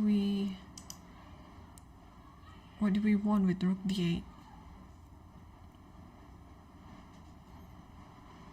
Oh, I guess king h2 was the... Okay, there's one, I don't know if it's funny or anything. It looks interesting, let's put it that way. It looks interesting. The idea was to play, what do we do here? Let's say rook a2, just to show, yeah, just to show the idea. I can try to sacrifice, takes, and then e3, and now bishop is attacking the queen. So where does the queen go? Maybe queen goes here. Actually, maybe this is not winning, but it looks just interesting. Takes here and then takes here. There is always that idea. So maybe king h2 is another prophylactic move. You never know what's going to happen in the future, but you just want to create some stability around the king, and then probably protecting g3 should any tactic on d4 happens, and e3, or maybe with bishop actually, like this, takes here. But I like this bishop, so this sacrifice, I don't think it's working. So still, this is what's happening on the board. King h2. What else can we do?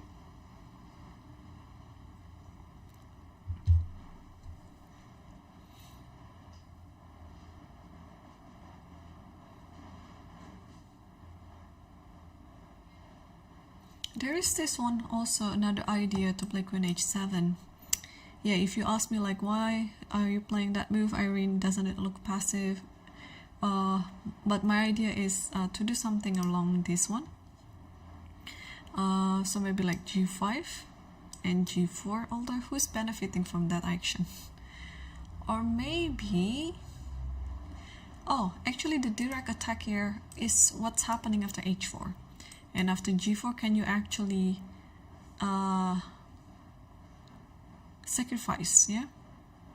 Oh, this is interesting. This is interesting. So let's say I am sacrificing something, but what do I do?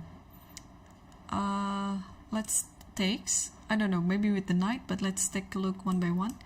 Takes, and check. King goes, I think king goes here. And now... then it means queen h7 is correct then. Because imagine if the queen is on h7, you can play h3 here and trapping this bishop. So, okay, once more. Here, and let's say I take it with the knight. Yeah, the thing is with the knight, it might be a bit too slow, because after you take this, there's still no idea what's going to happen. And probably it's the time to play queen e2, just trying to exchange everything like that. I mean, white is up a piece anyway. So on the other hand, since there is an idea, queen h7 is one candidate move. The other candidate move is this one, c6. My idea is I just want to transfer my bishop to c7. Something to do with the bishop along this diagonal. I don't know if black has enough time to play bishop a7 and then bishop b8 and then c6. But just having the bishop on that diagonal, I think it's very powerful, because you want to attack the g3 pawn. So maybe, okay, let's go for this direct idea. c6. I don't think taking c6 making any difference, because you will have bishop here. I can always sacrifice this pawn, but maybe now knight goes to e2 and knight goes to f4. Yeah, and that way white has enough pieces to protect the pawns around the king. Oof, okay, so does it mean queen h7 works then? If you play here, then I can play g4, sorry, g5, and then stop knight f4 like that. or maybe in this position I can play h4. You cannot take it, you have to move forward like this, and now I can takes and give a check, and if king goes here, h3 here, and then keep going like this, who's winning? And in this position, maybe it should be winning already. Queen g6, yeah, preparing for the discovery. So what else? If the king goes here, then we trap the bishop right away. If the king goes here, then we are trying to do the discovery by playing queen f5. Yeah, with the intention of giving a check to e3 or pretty much any checking ideas. Okay, looks very good, to be honest, this one. So after queen h7, what do we do?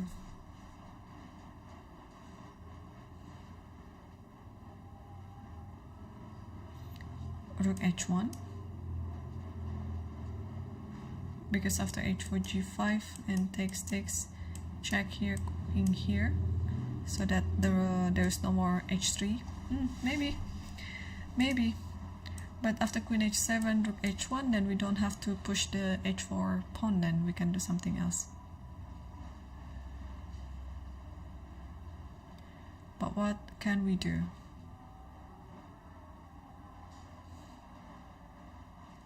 Yeah, the king will come here.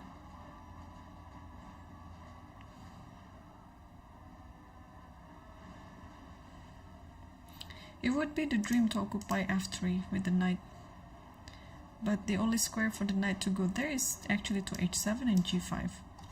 So can we do it now? After king h2, knight h7, with the idea of knight g5 to f3.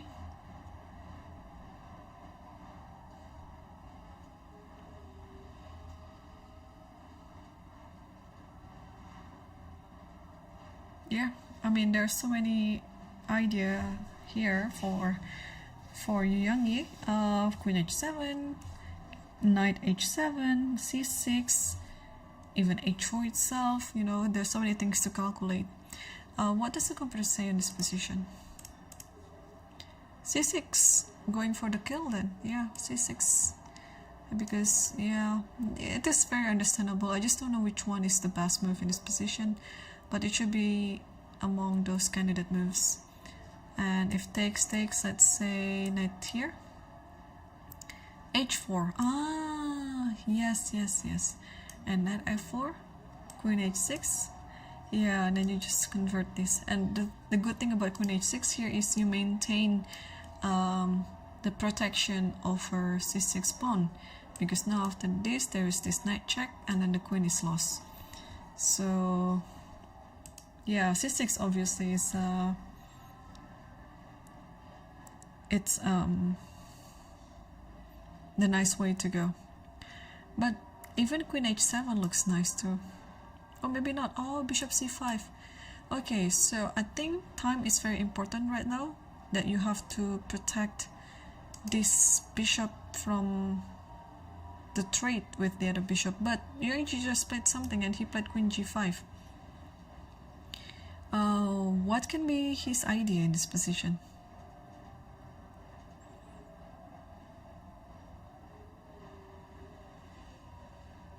Yeah, I don't understand.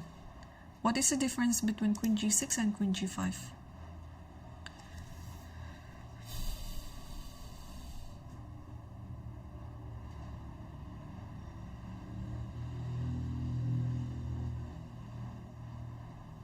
It's still confusing to me. What does he want to do?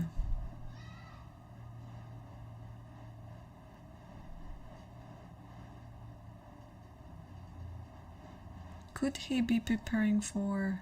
Oh, probably he's preparing for this g6, and then king g7, and then rook h8, something like that.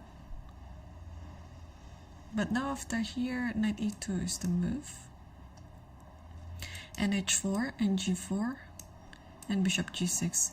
Or maybe he's preparing the bishop to be just on g6 in this position. And since now this diagonal is open, then you can try to play c6 at some point. And after bishop c1 is a very hard to move. It's a very hard move to make, sorry. And what happened after? Okay, knight d5, I like it. Yeah, even though according to the computer after queen g5, black kind of losing its advantage. But I think black still maintained the control in the game. Because I think every single piece has some purpose here in black's position. While for white is just defending not to lose right away. Yeah, it's easier to play as black here compared to if you're playing as white, just put it that way. And okay, the fourth board already finished between Mamedyar versus Krischuk. And let's take a look at the leaderboard. Board 5, Yakubov versus Sindarov.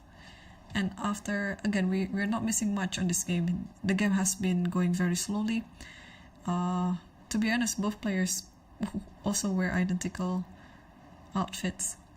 So knight g3, b5, and here there only one move update on this game. Rook ac1 and bishop b7, that's all. And now Yakubov is back to thinking. Yeah, they are of similar strength and similar repertoires, I would say, and probably similar characteristic of playing as well. Although for the time being Sindarov is higher rated than Yakubov, but what's rating, right? Because Yakubov has been leading the master section, even though he's the lowest rated player in the section. So it's more like how you are going to maintain your energy level until the end of the game or the end of the tournament, because tournament like this can be very, very exhausted. I can only just imagine how many hours they've spent before the game each day, and how many hours they've spent after each game as well. If they have such a long game, and of course there are so many things to analyze and also to prepare, because each of the players, especially in the master section, not only that they're very universal player, they can pretty much play any sort of openings and variations. So it's making things hard for anyone, pretty much anyone in the master section, to prepare against any opponent in the said section.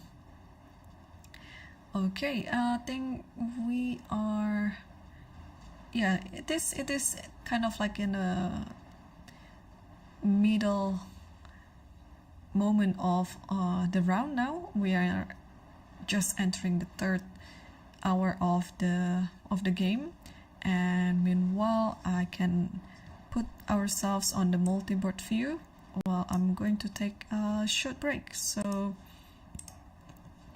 I will put everything on the multi-board view for you to enjoy during my break. So I'll see you back in a few minutes.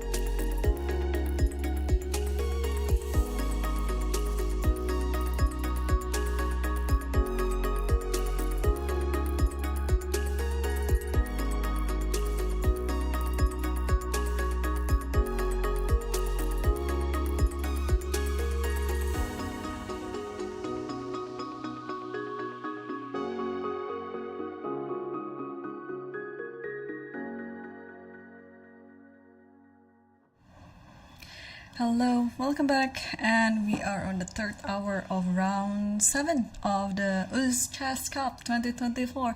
I don't know whether I should say Uzbekistan Chess Cup or just UzChess Cup because the title of the tournament is UzChess Cup. So, what do we have here in the game between Abdusattor versus Richard Laporte? We saw the castles on move 17 here. And after f5, bishop e2, a4, and queen d3. So the idea of bishop e2 is to give the space for the queen to go to d3. And okay, so the idea again. Now I'm trying to understand what Abdusattor has in mind. It wants this queen. It wants to attack the pawn d6. So maybe he's planning to take the c6 pawn and then doubling up the rook on d1 and then maybe putting the knight to f1 and to e3, something like that. So here after queen d3, Laporte decided to take the pawn on d5 not to allow that to happen, and after cd5, b5, now we are playing on the queen side to the center, and after rook fc1, rook fc8. So yeah, I'm trying to understand, of course, that the knight will eventually go to f1 and e3, and it will attack the f5 square at all times.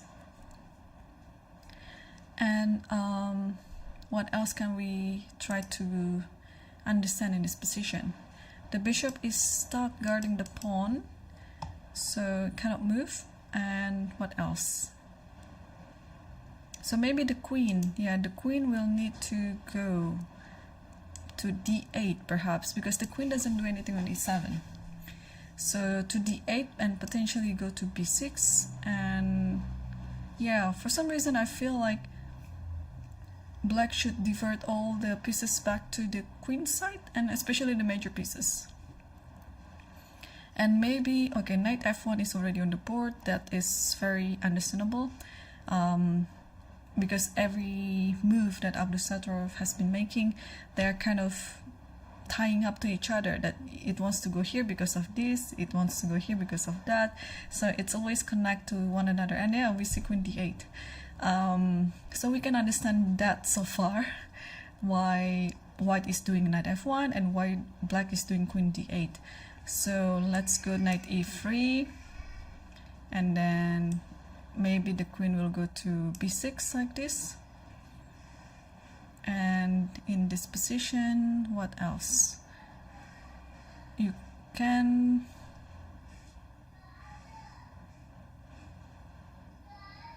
and then one second.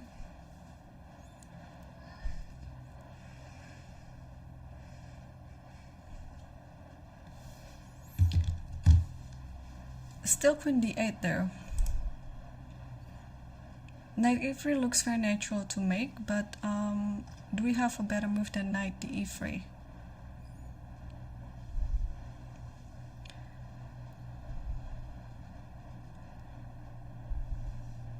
Yeah, it should be fine actually. Knight e3, let's continue with queen b6. Knight e3, queen b6, and we cannot go to knight f5 yet because bishop takes f5. How we continue with this position? The queen on d3 cannot move yet because e4 is hanging.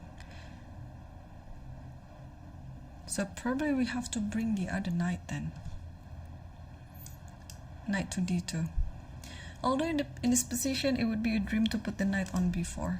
So something like this, and then a3, and then knight c2, and knight b4.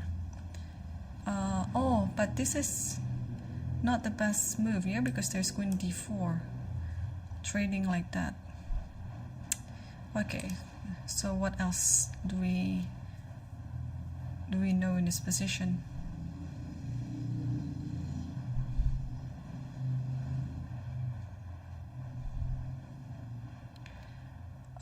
Knight e3, I think it's the strongest candidate move now.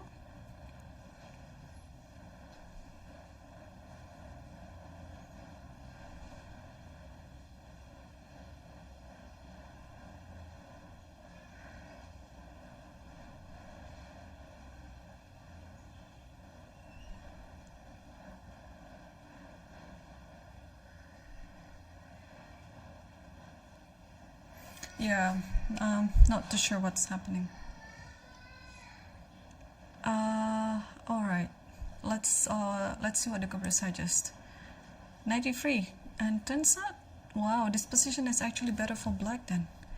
Knight e3, queen a5, no, queen b6, queen b6 should be the move, and g4, and you are sacrificing this pawn, and after queen a7, knight d2. Actually, you're not sacrificing here because the b5 pawn is hanging, so if knight takes here, knight takes and bishop takes, and then you're gonna get this position, and this might be just equal. So g4 is necessary. Oh, let's continue this a bit later, but I just saw from the corner of my eye, board 5 has already finished. The game between Yakubayev versus Sindarov has already finished. It was quite slow, to be honest, compared to other games in this round, because after e4 here, b4, and judging from the last move, it should be Sindarov who is offering the draw. It's still pretty much an equal position now, the final position, and there you go, we still have them at least now on the camera before they leave the board, and thus it means Yakubayev maintains the lead, but it would be depending on the game between Abdusattorov versus Richard Rapport. If Abdusattorov managed to win the game, then he's going to be the sole leader of the tournament, but if he also makes a draw, then it is still sharing with Yakubayev. So what could they be analyzing here? Let's also take a look what's going to happen. According to the computer, e5 has to be played, and here bc3 takes f6, and then takes f6, and also takes f6 with the queen, and then you take this somehow with what? Queen or with the pawn? With the pawn. And it's like, yeah, it's very equal now, although, okay, 0.1, it's almost nothing, yeah? So this might be the outcome of the game, should they continue to play.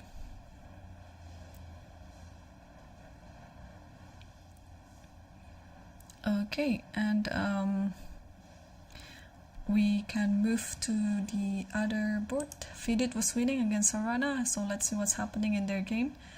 I think we saw the position after knight b4, and here queen c7 was played. Yeah, and then knight dc6, takes, yeah, we saw it this much, and after this rook d6, and after bishop here, retreat with the rook, h6, and now attacking d7, take this one, and after that bishop f4. Yeah, white is totally dominating the game, and after rook c3, offering for the trade with the rook takes, and then knight c5, and now Fidit just moved the rook somewhere. Where is it? Back to d1. Back to d1. Yeah, having the king in the center like this is obviously not to black's liking, because there's always some matching attack with the knight c6, rook d8, something like that, and it's also very hard to move this bishop, because if you move it this diagonal, for example, it doesn't really stop anything. Yeah, I can just play knight c6 too, and also maybe additional there's bishop d6, but if the bishop keeps being there, then it's just going to restrict the king's activity too. And not to mention that this bishop, where is going to go? The only square that it can go to is to d7, but then what's next? There's nothing else that this bishop can do. So, and also not only about the pieces activity, but also the material balance. White is up a pawn, so it must have counts or something. So Fidit is better at both material and positional evaluations. Yeah, he needs to win. So out of everyone in the field, there are, I think, a few who hasn't won any single game yet, which is hard. It's going to be very hard to even make a draw in this field. But I think Grischuk hasn't won anything. Yeah, and then who else? Fidit as well. And what about Mamedyarov? Mamedyarov also hasn't won anything. What about Richard Rapport? Also hasn't won.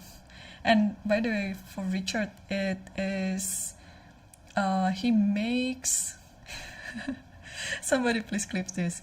Richard Rapport in this tournament of UzChess Richard Rapport in this tournament of UzChess Cup Masters 2024, he is playing like the new Anish Giri because he has scored 6 wins.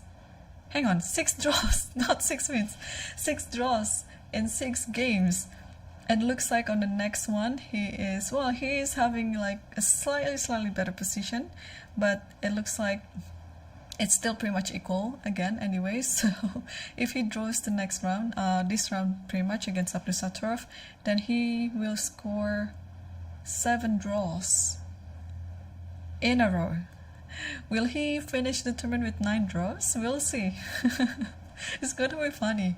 I mean, a player like a Richard Rapport will be scoring so many draws like that. It's quite something, right? Usually you might expect a player like who is the most solid player actually, like not winning, not losing, but just playing very calm chess.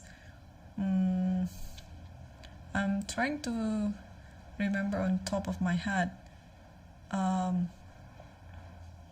Yeah, actually most of the top players, they kind of quite aggressive. Yeah, apart from Anish Giri, and we know that Anish has been very solid in his tournament performances. So, okay, that's pretty much some of the statistics of the tournament. Okay, we can come back to this game again, and Sorana played bishop d7. So how do we continue this position? We know that much, that white is clearly better, but of course it doesn't stop there. White still has some work to do. And what is white going to play? Probably bishop c7, I like it. Just bishop c7, and what do I want? What do I want? I want to play knight c6 with this knight. There's a check here, but there's only one check I can play here. Or in this position, I can play king b1 first before bishop c7 just to stop the check, like this. Yeah, just not to give any tempo with the bishop and then king f8, let's say. And I still have this idea of bishop c7 and also going to knight c6. Yeah, it's very... In fact, I don't think I have to move my bishop at all. I can just play knight c6 next move. And oh, Fidit just played, and oh, he played king b1.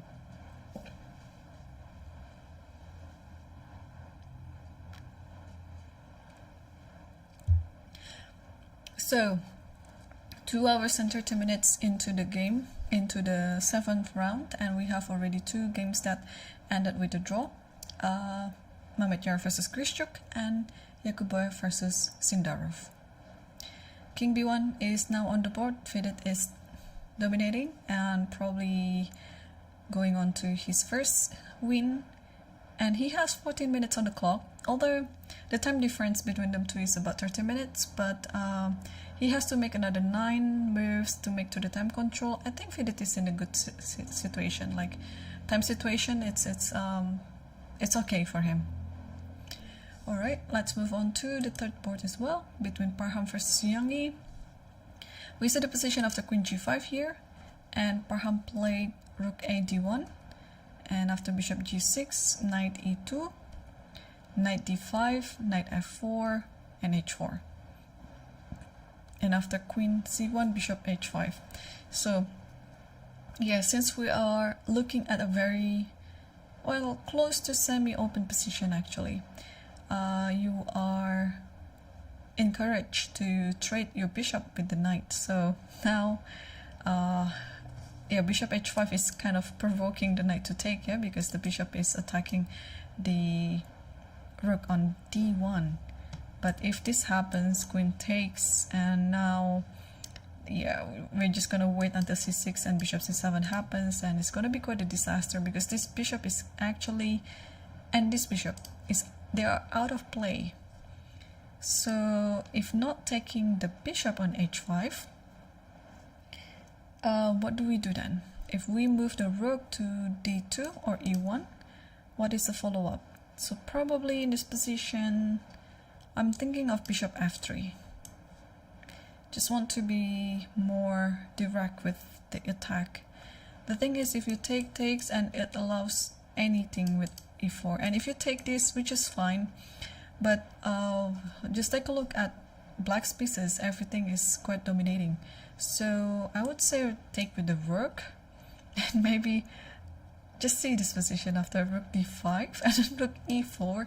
You're barricading the position like that with all your major pieces and a pawn. It's easy to tell that black is way better. So, but I think the computer still says this is quite equal. So let's take a look at its evaluation. In fact, according to the computer, white is better. If white plays g4, because the bishop has to move back to g6, and now king h1. Can you believe it? You're actually entering this position, and you can rest assured that you're better.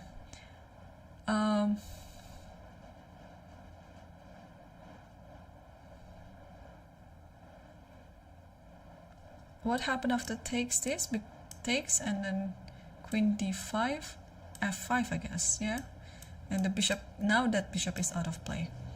But okay, finding g4 is kind of expected, but finding king h1 is going to be hard. But you will not play g4 if you don't find king h1. So yeah, there's some pluses and minuses to that one, because in this position it looks like everything is so dangerous. If you don't find king h1, let's say you come up with something else, but what could it be? Let's say bishop c5, because this bishop can potentially be dangerous. It's still fine though. Rook d7 and rook g1. Okay, so Parham has to find g4 then in this position. Oh, this is also a move that you are scared to make, yeah? Because since the pawn cannot move back, you would be worried that after you play g4, this diagonal is going to be very much weakened, and your opponent might be able to use it. But of course, according to the computer, that this is fine for white. White is even better in this position. But for human to think something like that, and then to assure yourself in the long-term future that the king will be just fine, it's very, very hard, I tell you. So if Parham will find this g4 move, it's maybe because he feels that there's nothing else to play in this position, because knight takes h5 is not an option. Black will be just standing better. Rook d2 will be just wasting a tempo. So probably if he finds this g4 move, it's just because it's forcing move. Okay, let's come back again to the first board between Abdusator versus Richard Rapport. Oh, this has happened. I was half joking, but this has happened. This queen d4 idea, which is nice, I would say. Like, this is something that black has to play. So after queen b6, knight d2. Yeah, whenever the knight steps away from f3, there's always queen d4. Although in this position, only b2 pawn is under attack.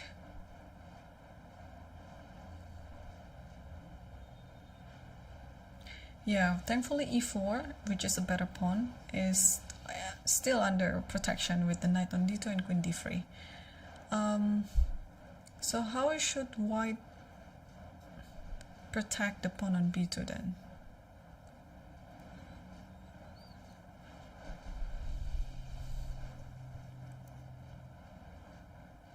I like this idea, rook c3.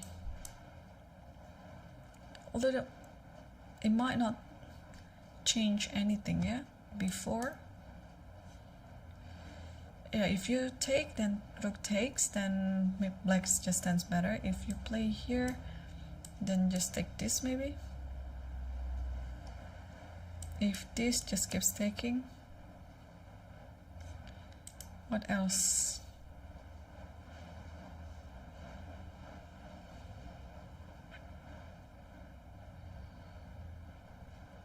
Oh, if takes, knight here, attacking this. So where does the knight go? And maybe this is the shortest way to get what white wants, to put the knight on b4. So let's say in this position, knight g4. And knight b4. But there's knight e5. So should we just take the knight on g4 then, in this position? Bishop g4, and then knight b4 like this. Because I think this is kind of a semi-closed position. So knight should be working better than bishops. Yeah, after queen d4, what should white do? Yeah, let's see what the computer says. Knight c2. Yeah, so computer agrees with me. Knight c2. Why do I lose the video feed? Hopefully we'll be back on. Yes, okay. So knight c2, the queen has to go back to c5, and a3. Yeah, I really want to put my knight over here. And g4, but knight b4 you take, I guess, the rook. Yeah, you're ready to take the rooks like this, and after king here, h5. And Richard had similar situation in his game against Yakuboev earlier of the tournament, where but Richard was the other side of the board. He was white here, and then he had the queen, and Yakuboev had 3 pieces for a queen. It was such an interesting material imbalance position. But okay, queen d4, looks like Richard Rapport is a bit better in this position. Will Abdusattorov be able to get the equality back? Because it looks like black is dominating all the way. And let's take a look on the second board, because FIDE is now on 8 minutes. This is what I was afraid of. Yeah. Now the position is back to equal. So what's happened? After rook d1 here, bishop d7. Oh, rook d1 was fine, was it? Hang on, where was he was like +2, but he didn't have +2 position anymore. What happened? Okay, this position, rook d6 takes, and after here, rook d1. Oh.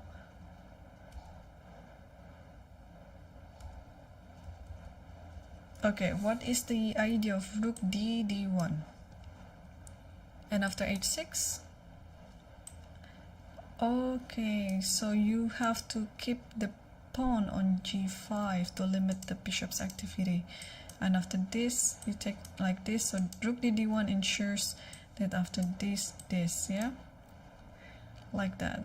Okay, it was very subtle. I don't even know whether it was that obvious. I don't think that is obvious. So here takes, and now it's plus 1.2, takes, rook here, bishop f4 is good, and after this you have to play bishop d6,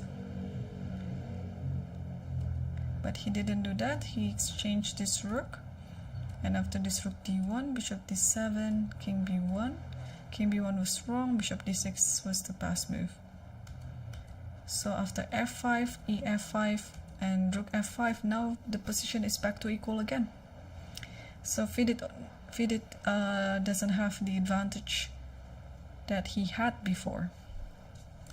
And after bishop e3, rook takes f3, bishop takes c5, bishop takes c5, and now, yeah, now I'm worried that even though the computer says this is equal, but now the position is already opened up.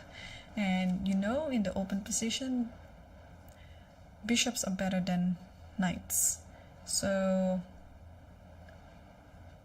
I think white has to work extra hard here not to lose this game. Yeah, what a heartbreaking turnaround actually, because Fidit was just dominating from the opening to the middle game, and somehow after the queen trade he lost all his advantage, and now he is fighting not to lose this one. So the computer says knight takes a6. Probably you should just grab all the pawns that you can get when you are able to, and actually this is what happened in the game. So bishop b6 was already played by Sarana, and Sarana, as we see, he has been pressing Fidit's clock a lot, and now Fidit is left with 8 minutes, although Fidit just has to make another 5 to make to the time control. So now where does the knight go? Knight a5 went to b7, and I like this move, king e7. You consolidated everything. The two bishops will control all the pawns as well, even though now black is down a pawn, but black totally has the compensation because of the two bishops. So I think we can expect for the next 4 moves or 5, both players will play kind of quickly, because for Fidit he has to play faster, and for Sarana he just wants to give more pressure to his opponent's time.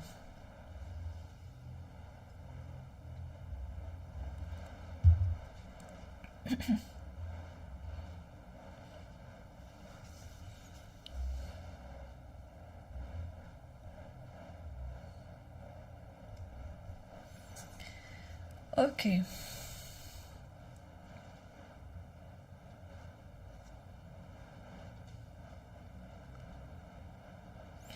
Yeah. Still no move yet from Fidit. Yeah, I'm a bit nervous about this knight's position, because they are so aligned in one diagonal for the bishop to attack. So what the computer suggests with knight bc5 makes total sense. But again, although this knight is protecting each other, look at this, bishop c8. One bishop is attacking this knight, another bishop is attacking this knight. So neither of the knights can go. Yeah, these two knights, although 0-0 evaluation from the computer still, but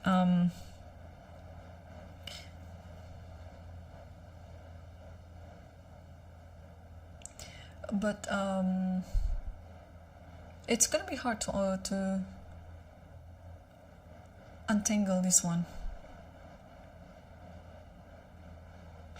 because even if you have b4 in the end, where does this knight go, right? It cannot go because it can only go here, and this knight cannot go because of this knight. Yeah, tough situation. Alright, so king e7 is already played, and yes, Sarana can be more relaxed here. He has much time on the clock. His position is kind of simplified, and he's in the upper hand position now.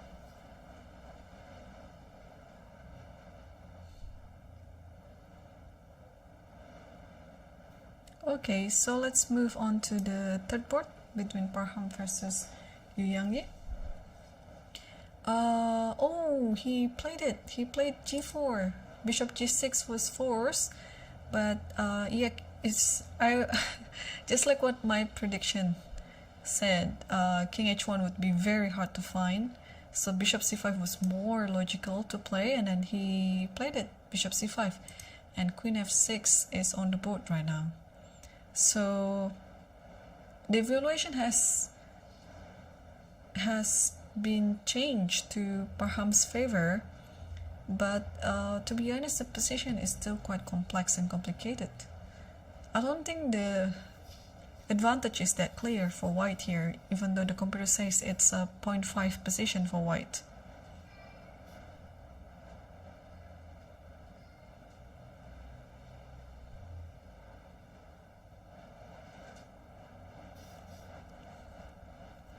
Let me scan quickly the position from the other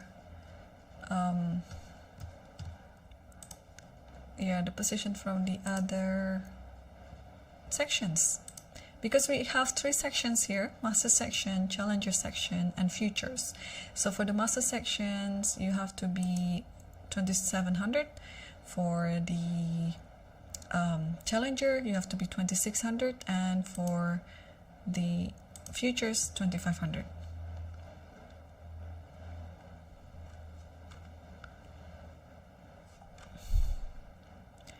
So let me take a look. The game between Gupta versus Pratke. Actually, we can scan it, yeah, together. Let's scan it together.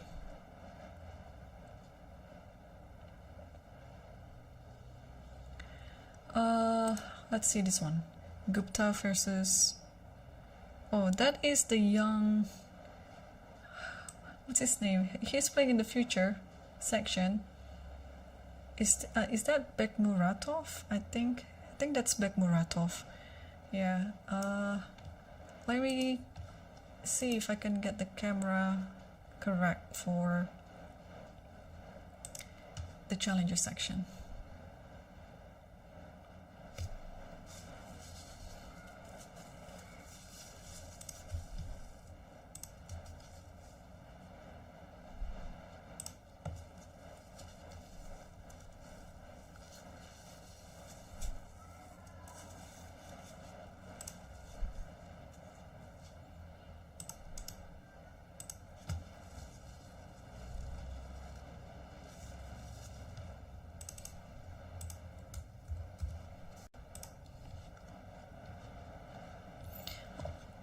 Although what you're gonna see in the camera is the other board. It's between Donchenko versus Fakidov.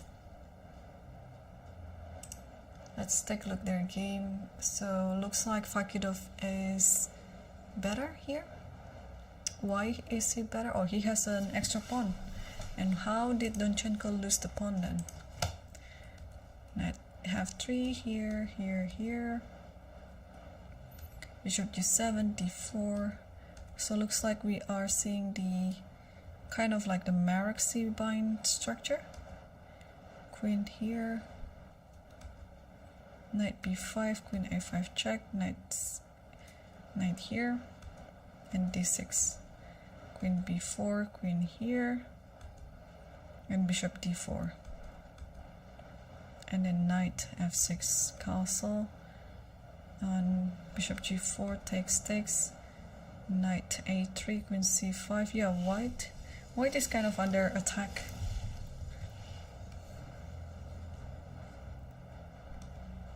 So here, queen e4. Now it's already a pawn, but I think it's a bit risky. But I think Fakidov has been playing quite well, and he just enjoys the extra pawn.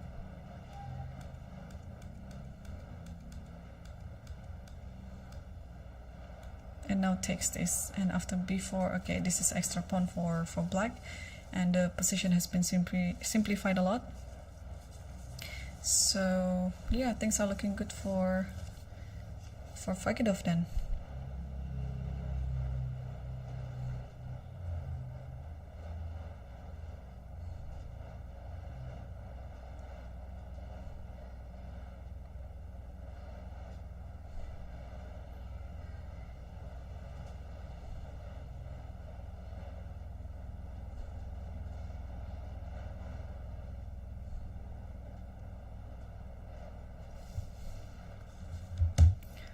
Okay, so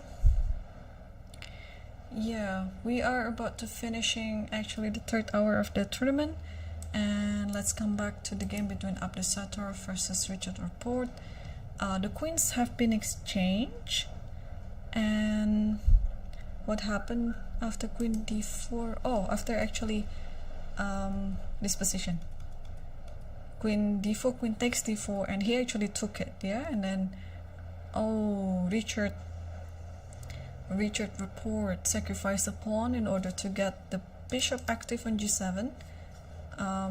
Bishop takes d3, knight g4,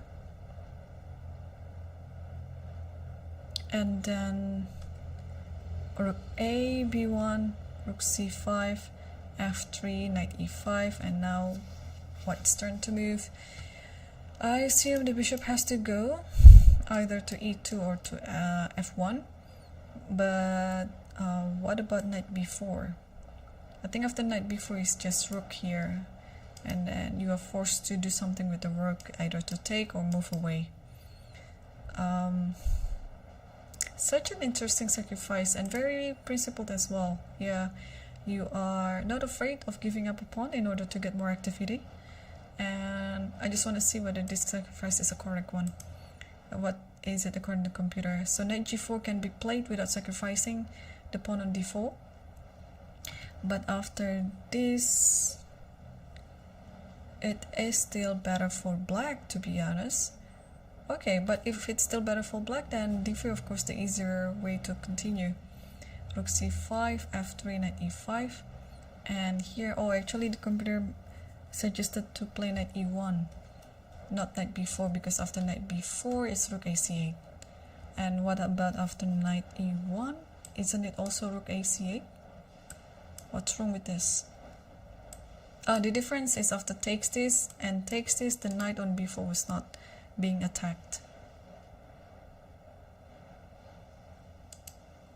Yeah, but this is totally an enjoyment for Richard to play this position. He likes such a thing, and knight e1 is already on the board.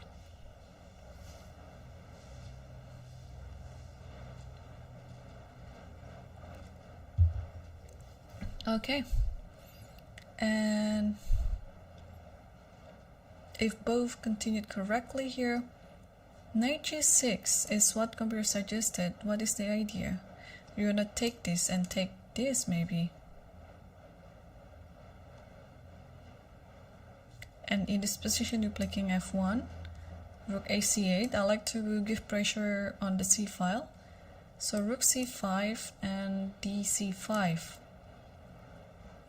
And b3, you have to free yourself on b2, and ab, h5.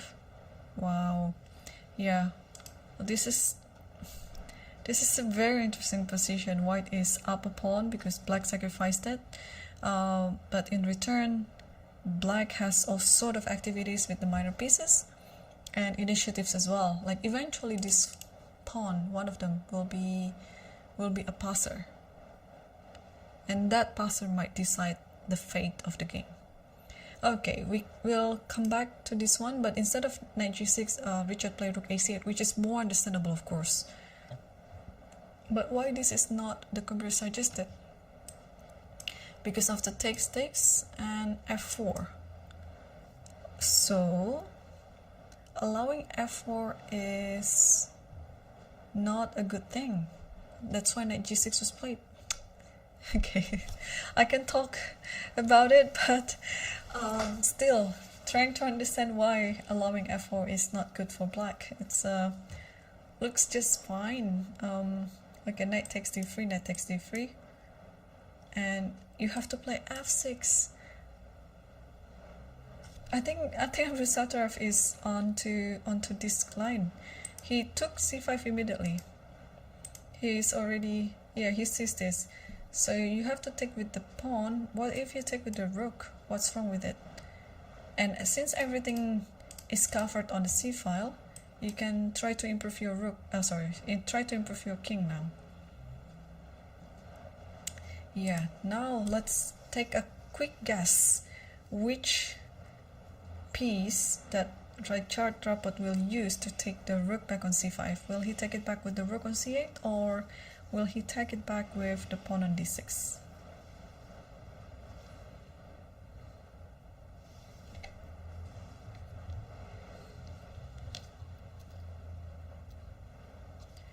While he's thinking, let's move to Fidit's game, because Fidit is okay. Thankfully, I was just looking at the corner of my eye. He was down a minute, but when I click on it, they just entered move 40. So he's okay now, time-wise.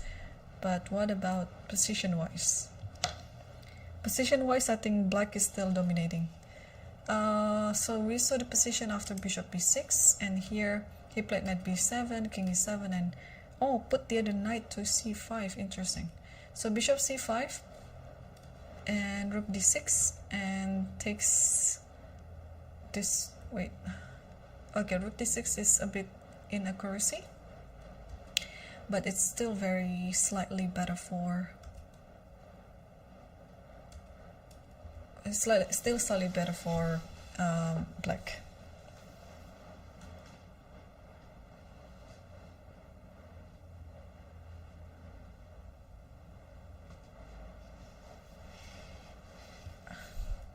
So okay, so the Korea suggested taking the pawn on a3, and then the game might have continued with rook b6 here, and then how to continue, rook f5 maybe, and then c4, something like that. But after rook takes c6 here, Sarana played bishop d4. Obviously he's threatening for a mate on the back rank, rook f1, king a2, and then rook a1 checkmate. Very tricky, considering that this is move 39, so and his opponent was kind of down on time and he might overlook the whole threat.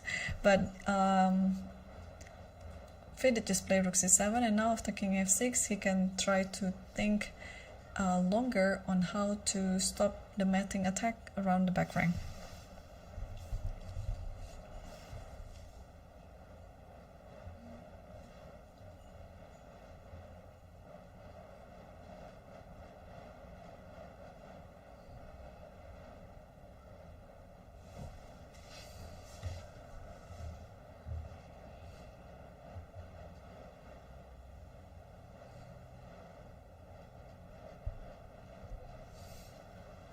Okay, I think Fidget will take longer time to think. Now he's entering the second term control, and the attack is quite dangerous, of course. I mean, it's a checkmating attack, so let's move on to the game that is still going on. It's between Parha Maksudlu versus Yu Yangyi.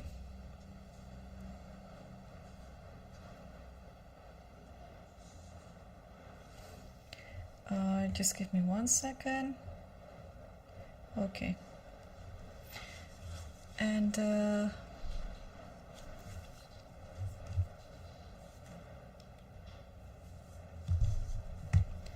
okay, queen e1 is on the board. Oh, king h1 is finally played. So okay, let's take a look at this one. Bishop g6, this is what we saw. Bishop c5, queen f6, takes b6 and take it with the queen. Knight d5, rook takes d5, and queen c4. And after queen d6, king h1, king h7, rook c1, rook e7, queen e2, c6. It's like, for the few moves there, it feels like both white and black are playing hide and seek. Wow, this is still quite a long game to go. 7 more moves to play until the second time control, and it's getting better for Parham actually. Yu Yangyi was better, but now Parham is better. But I would say this position is still very complicated, even if the computers suggest that this is better for white, but I would say that this is still pretty much equal anyway. And it's going to be very hard to prove the advantage. So I will have to step back for a bit and make a quick break. I will be back really quick after a few minutes.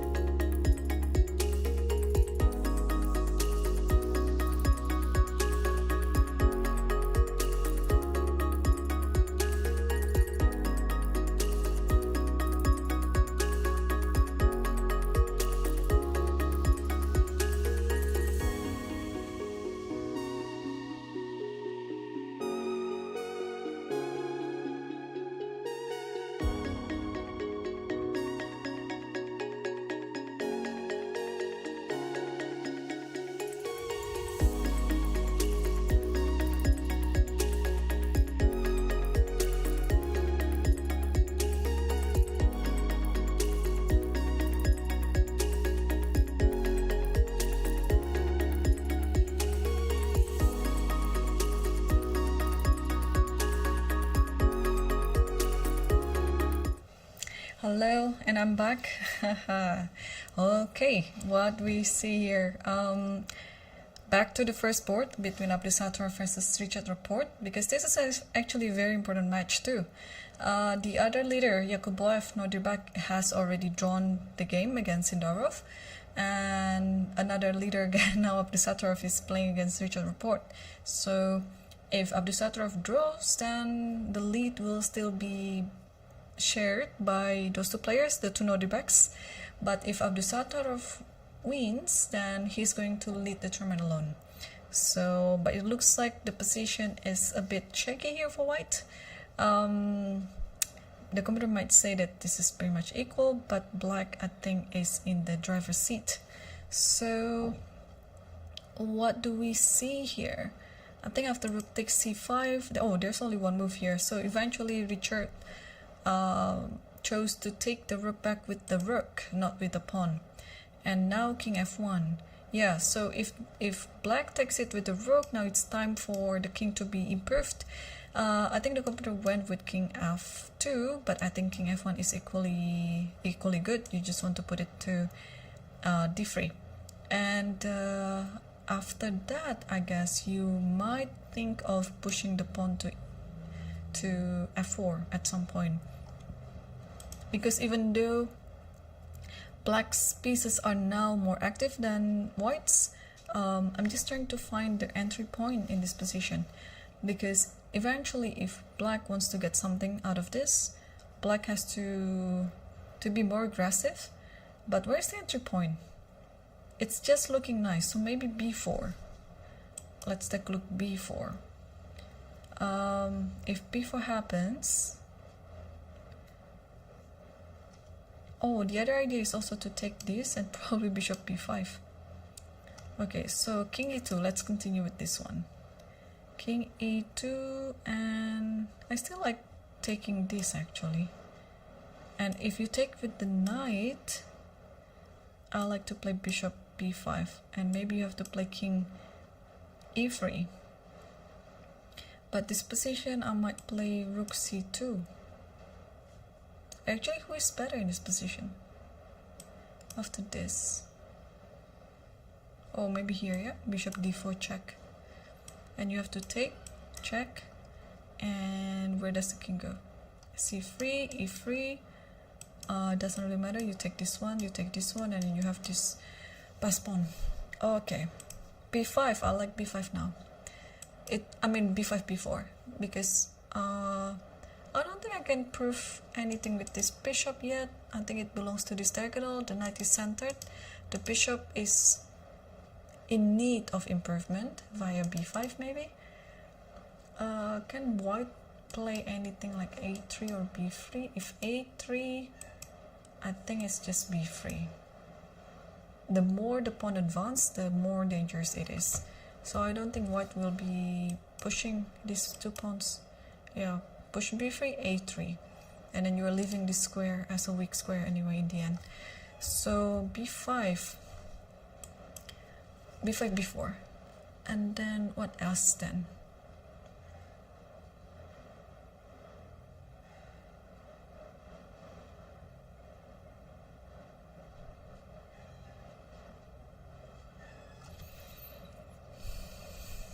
Yeah, I don't know what to suggest anymore. It looks just great for black in this position. Okay, what does the computer suggest? Just wondering the right plan here. h5. Okay. Yeah, entry point is necessary, so either this way or that way. h5, king e2, h4, and then g4. Okay, then now this is a weakness, yeah? Knight g6 is suggested, and to have the knight f4. Still, computer says it's 0-0-0 position, but yeah, I think you can also guess that such a position is just preferable to play as black. On the other board, Fidit versus Sorana, after rook c7, king f6, Fidit played c3 to stop the matting attack, and after bishop e5, he played rook c8.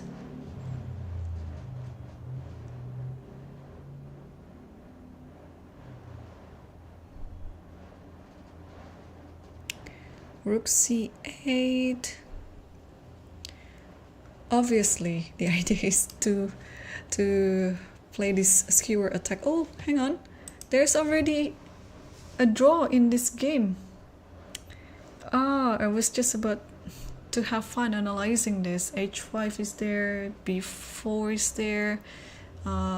What's wrong with b4? b4 is also actually pretty good here, believe it or not. So I guess, okay, judging from the last position, this is the last position, king f1, the final position. So when the final move was played and it was white, so I can assume that Abdusattorov was offering a draw when he was playing that move, king f1.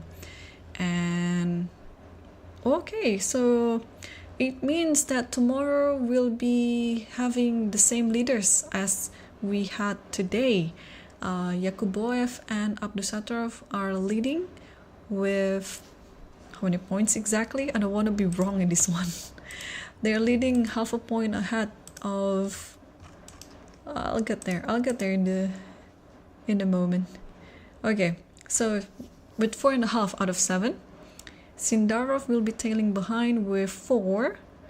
So yeah, 4.5, 2 players, and then 4, 1 player. And actually, the one who is going to be on 4 would be depending on the game between Fidit versus Sarana. If Sarana wins, Sarana will be on 4. If Yu Yangyi wins, also Yu Yangyi will be on 4. Although, what are they doing in this position right now? Let's take a look. Fidit versus Sarana.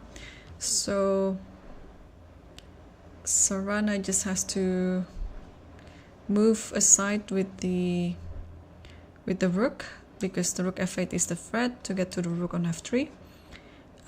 So yeah, rook h3 looks very natural. You just want to get this move, this pawn on h2. The computer suggests knight c5. So if you take this, there is this check, I guess. Yeah, and then you win the bishop by playing rook c5. And if you take it with the bishop, okay, it's so hard to play king c2 in such a position, because it feels like you are forced to do something in gaining or attacking these pawns. But king c2, yeah, king c2 is pretty hard. But maybe Fidit will find it. But apart from rook h3 has to be played anyway. And after knight c5, the computer suggested king f5 here, because you can always take h2 at any point later. Probably it's better to take it with the rook even, instead of the bishop. But at that point, when the king was still on f6, the rook cannot take h2 because this bishop will fall. Okay, and what's happening in the game between Parham versus Yu Yangyi? And yeah, now with the absence of the dark squared bishop, the position is becoming safer for Parham, because there's no more matching attack on h2 anymore. It's just, I'm so curious what's happening on the far end of the camera between Donchenko versus Fakidov, because it looks like they're kind of in a time frenzy, you know. So I'll just jump to this quickly. What is happening? So they are still not entering the second time control, and the position is still pretty good for for Fakidov, because he's still having an extra pawn in the position. And we saw the position after queen takes h6, something like that. Yeah, in this one. And here Donchenko continued with b4, queen g7, b5, knight d4, and rook d3, and double up the rooks on the d file. And after that, king h1, queen e5. So the advantage was like from 0.1, and now it's 0.24. Not 0.1, 1.0, and now it's 2.4. And okay, queen b1, queen f5. Yeah, I think you can try to play all sort of an active move like this, until you enter the time control, because black is not risking anything in the position. Black has an healthy extra pawn and with active pieces as well. So yeah, I would say that the game will continue on into Fakidov's favor, and he's going to win the game. Okay, let's come back to Parhams versus Yang Yi, because I just like to gain my understanding on this game. Where we left it was somewhere here. Okay, check. King h1, and then king h7, and attack. And here actually queen e1. Yeah, we left it here. Queen c7, rook c4. So takes here and takes this. Yeah, you cannot take it with the rook, I guess. Yeah. Okay, you can, but why didn't he take it? So take with the pawn. Yeah, with the rook is a bit better, but doesn't change anything. Okay, take with the pawn, and now it's Parham's turn to think. And the computer suggested queen e2.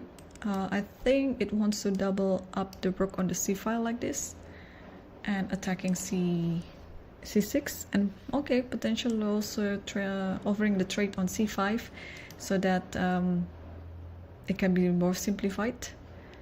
b6, bc6, bc6. So this is still the current position right now. And Parham has 8 minutes. Yang Yi has 12 minutes. They still have to make another 5 moves. And there was some move there. We'll be able to see it on the board. So f4. Wow. f4. And this is not a good move, because suddenly White's position is no longer better. So it has to be e takes f3. Queen takes h4 check. Okay, king has to move back, yeah? Oh, rook h5. I have a feeling Parham might miss this actually. But he's not. He take. Actually, okay, let's take a look at that position, because it was interesting. f4, ef3, and then if you take h4, rook h5, and you have to take it. And here you take this one, check, you have to take it because it's a fork. And no bishop here with a check. King has to move down, because I guess if you go here, there's rook. No, there is queen here, queen h2, and you're gonna get checkmated. And now, if the king goes to g1, then bishop d3. At the very least, black will gain the exchange back, and in return black will be left with a better position. So wow, this is such a nice intermediate move, rook h5. So after the en passant, yeah, this is not a glitch. Okay guys, this is not a glitch. Because sometimes I still see in some chess forums like, oh, some particular chess website has a bug or some glitch that it allows this type of trading of the pawns, but this is what we call with en passant.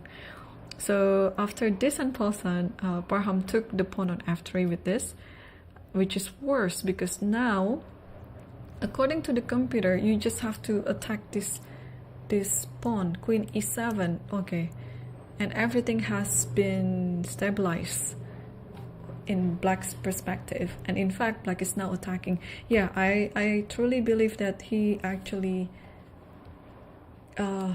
he forgot about this move, maybe, because I think it's very easy to understand that this position, you don't have to do anything around the king side. You just have to focus on the queen side, because the king side is quite stabilized now. There's no more attack. The king on h1 is safe. So by playing f4, you're actually playing with the fire now, because after e takes f3, bishop takes f3. Okay, the only idea that white has to take h4 pawn, but after queen e7, you stop everything. Queen e7, not only that it is protecting the pawn on h4, but also it is attacking the pawn on e3. So it's a multifunction move. So wow, now Yu Yangyi is back on the driver's seat because he was better earlier on the game. This is still the current position, and he just moved it. From the video of it, he just moved it. Queen e7 is a very natural move to make anyway. When you see that you can both protecting the pawn and attacking the other pawn at the same time, it surely is a good move. And now Parham is in trouble because according to the computer evaluation, this is minus 2.5.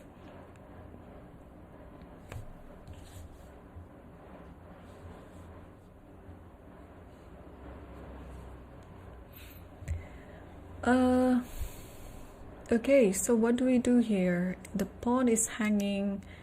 Oh, I forgot to mention actually, the move with Queen e7 is not an easy move to make. I just realized that this is being sacrificed, but this is a very easy sacrifice to make, because if you see this type of position, okay, of course rook takes e3 is the better move, and then I think you just win on the spot. But even in this position, if you're really worried of what might happen, you see that white cannot do anything. The king is so exposed. The bishop will have a very good outpost on e4. The rook is attacking e3. So even if this happens, I don't think black should be worried about anything. But of course, after you accepted the sacrifice on d5 like this, you take the pawn first on e3. Now it is attacking both the queen and the pawn on h3, and you have to take it. You have to take the rook, because if you, let's say you move it here, now it's taking this, and next move you just take this or give it check or bishop here, and now taking this is with an attack to the rook. So let's say you play something like this. Okay, at the very least bishop can take, and this is game over. Let's say the rook went here to the back rank. There's queen e4 check, and then king here, and then rook g3. That's enough to win the game. Okay, so on the shorter words, you shouldn't take the rook on d5. That's all. But alternatively, other than bishop takes d5, I don't see what's the other move. It looks like it's just losing now for Parham. Yeah, it's. And on the other end of the camera, Donchenko already resigned apparently against Fakidov. Let's see what's happened. So after queen f5, rook g3, and here he missed knight e2. Oh, this is such a nice tactic. Like, if this might happen in the tactical books, you know, okay, black to move and wins. I mean, black has been winning even in this position. If you move like king h8, I mean, black is still winning anyway. But if you want to win on the spot right away and makes your opponent resign, what is the best move here? Knight e2, because everything is under attack. If you take the knight, rook takes d1. If you take the rooks, knight takes g3 first, and you'll win many things on the way.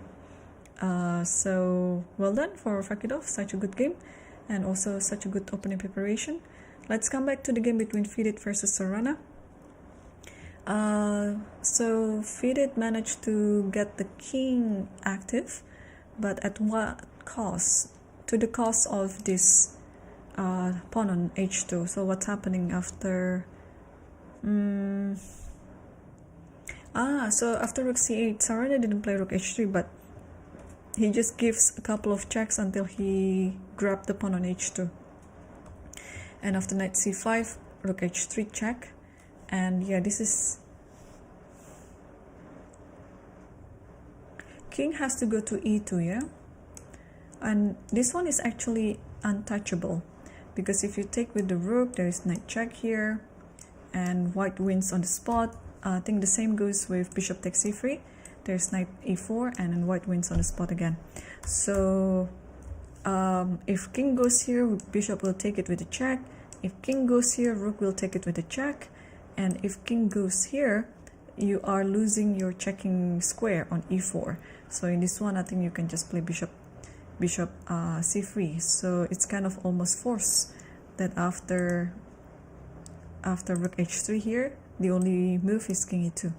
Just by evaluating from all the other moves that are not working. Yeah, so I think Fidit will play this one unless he blunders, and he's now on 17 minutes, so and Sarana still has over an hour. Fidit will not have an additional time control because he already used the one that's he got from move 40, 30 minutes, so he has 17 minutes till the rest of the game now. But of course he has another 30 seconds per move. Yeah, still Fidit hasn't moved yet after rook h3, and Parham also hasn't moved yet after queen e7. Yeah, this is a tough position for Parham now,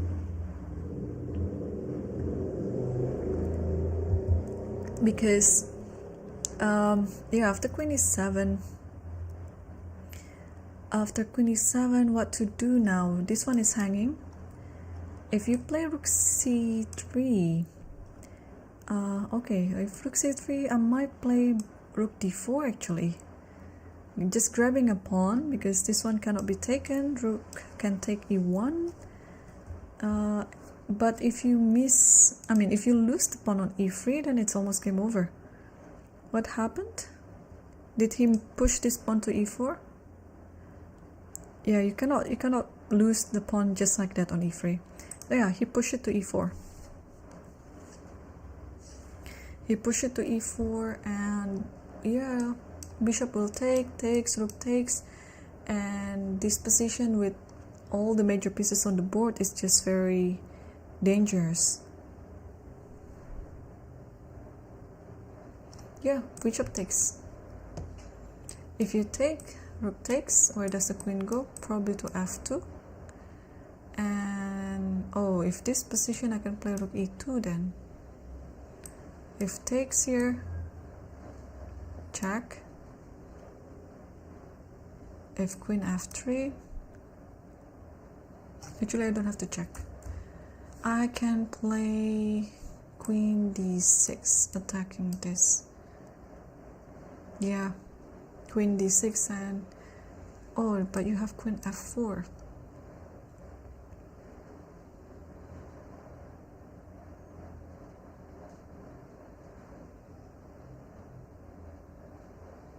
I'm sure it's still winning. Alright, we're approaching that position actually. Bishop takes e4, bishop takes e4, rook takes e4 is already on the board. And now I think queen goes to f2. Queen b1. Ah, tricky. Yeah, pinning this rook so that the rook cannot go. But now I think black just need to play a move to stop it. Yeah, maybe. Okay, if king h6, there's rook c6. That's a bit unpleasant. If g6, there's rook f7. Okay, that's very tricky actually. That's very tricky. Yeah, I just want to show it to you. Here and here. And after takes this. And then after check this, king here. And if you take this, then there might be some perpetual on the back rank. Because the king cannot really move. If king goes here, I think it's just check here. Can the king actually move away? Might be. Here, check again. Here, whenever the king is here, I think it's pretty safe now for the king to run away. Oh, okay, g6 might be fine then. Let's see it again, because it looks like it is a normal like tactical attempt. And check here, yeah, king h2, force, and yeah, the rook still cannot help the back rank, so you can just grab this one. Okay, now white's only hope is to give a perpetual, but I don't think it works. Okay, if you go to the back rank, it's not going to improve the position because there's always queen e8, queen e7 back. So if you want to try to play for a win, you have to come to h6. And now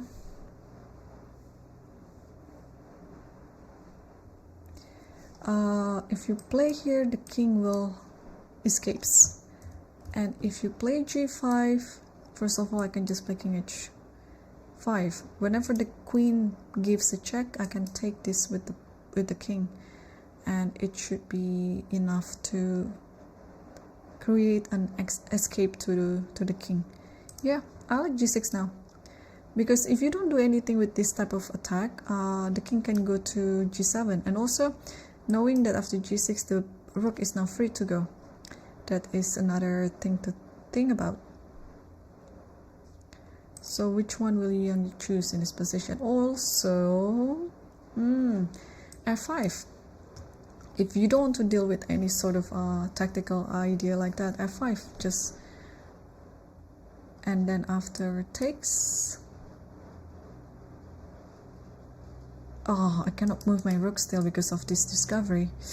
That is annoying. Okay, g6 it is. What does the computer say in this position? Computer says f5. What about g6? g6 is rook f7 apparently. And after this, okay. We see it that much, and after this, where's the... Oh my goodness. h4 is hanging. Why did I forget that? Here, queen h4. Okay, then this is drawn, because this is kind of like the curtain for the queen to keep the king close. I'm so sorry. Yeah, good thing that I checked with the computer. It's been quite a long day. I normally don't miss a thing like this because it's so obvious. It's just like in front of my eyes. Yeah, so apparently this tactic works for white if it happens. So g6 shouldn't be played. So computer suggested f5 to stop it. And if takes here and rook f5. Oh, that is... And after this you have this check on this, and then let's say you have this discovery, it doesn't matter, you take the queen, so you're winning on the spot. So f5 takes then, and then you have to play rook c1, and here queen e6 with the idea of takes this and then takes h3 at the same time. That is a very nice idea. And this is going to be move 40 for Yu Yangyi, and he still has less than 5 minutes on the clock, so I guess he's just trying to maximize his time now, because move 40 is always, you know, the most critical moment. Sometimes because you're rushing to play and then get the additional time control, you have to move faster, and it might actually be backfired. So he's maximizing his time situation. He has 4 minutes now on the clock to play his 40th move, and after that he's gaining 30 minutes on the clock. And let's move back to the game between Fidit versus Sarana. Okay, king e2 has been played, and now what's gonna happen in this position then?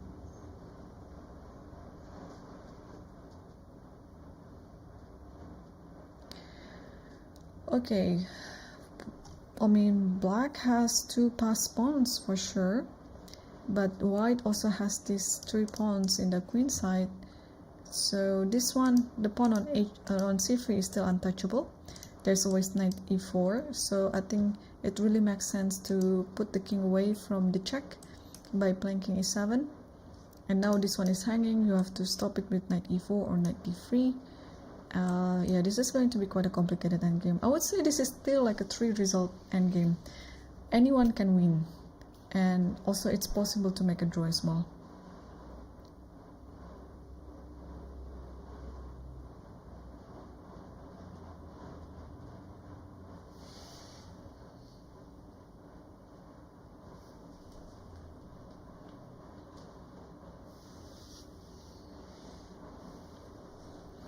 Okay, let's come back to Pairings versus Yu Yangyi, and Yu Yangyi played the best move on the board. He played f5. Yeah, this is already like a -4 position for Pairings, and black is much better and close to winning. And with the additional time of 30 minutes, I don't think it is going to be a big issue for Yu Yangyi to win the game, because it's It's looking like he's getting closer to it. All he needs is not to make any mistakes or blunder and continuing on winning the game. Let's take a look from the challenger section. There is this game between Fokidov Shamshidin that is on the video right now. He's playing against Injic Alexander from Serbia, who is leading the challenger section. And they are on move 39, so one more move to make for Fokidov to enter the additional time control.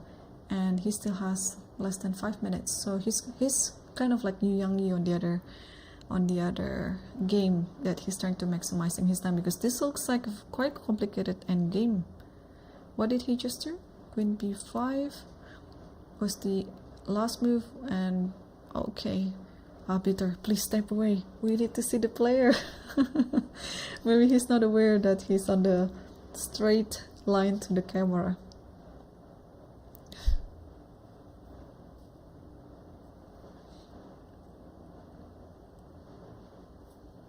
Well, there you go. And was Fokidov adjusting some pieces, or did he play? I think he was just adjusting. Okay, what to do here as white? White is better, and according to the computer evaluation, white is close to winning this one. He has a plus 3.5 position now, and probably this is going to be Injic first loss in the tournament, because he's been leading the tournament without any single loss. I have to double check that one again. I don't want to deliver some fake news. I think, if I remember correctly, Injic hasn't suffered any loss. Yeah, he hasn't suffered any loss. Whew. Okay, I'm keeping the job, guys. Yeah, he hasn't suffered any loss, and he's now leading with 4.5.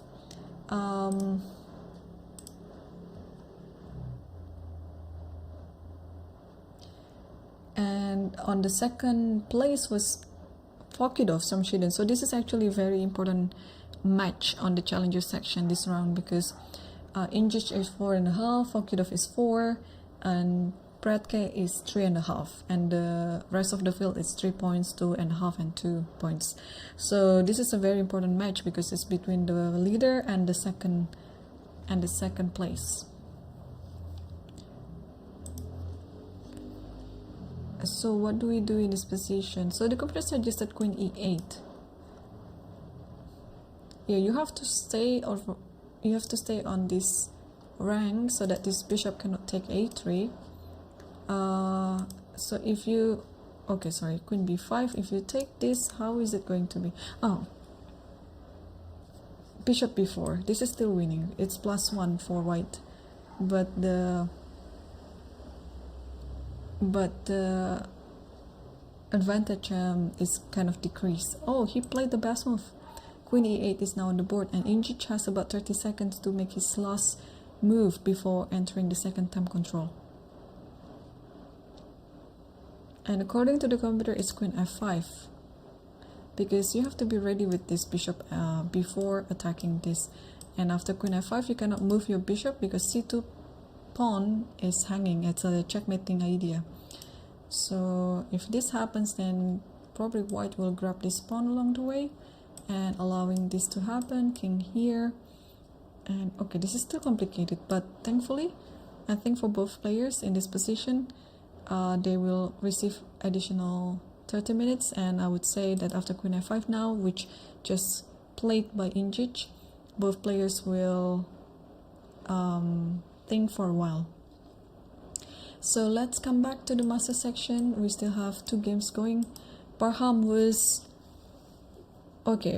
played his last move. Oh, I thought he played his last move with only 1 second left on the board. And what is going on? Where are the players? No, the score sheets are still there, so the games are still going on. Oh, Parham was turning around. I didn't see him. Okay, I thought we don't see anyone on the board, but okay. Yang Yu was walking away, and after f5, so f5, g5. Now the right continuation would be taking it back with the rook like this, and you cannot take this because of the check in the back rank, and black will win on the spot. So alternatively, instead of taking the rook on f5, white should play rook c1 and maintaining the back rank like that. Although rook f1, and then queen e6 maybe. Yeah, queen e6, attacking this. Let's say you play queen d3, protecting this one and then keep the pin alive. But here you just step away with the king so that the rook is not pinned anymore, and it's just a matter of, yeah, you can take it with the pawn, I guess. You can also take it with the queen. I think it doesn't really matter now. Maybe the queen is just easier because it's forcing white to go to this endgame, and this endgame white is down 2 pawns, so it should be easy to win the game. Rook f5 is already on the board, and rook cc1 as well. Yeah, I think we're going to see very quickly the end of this game.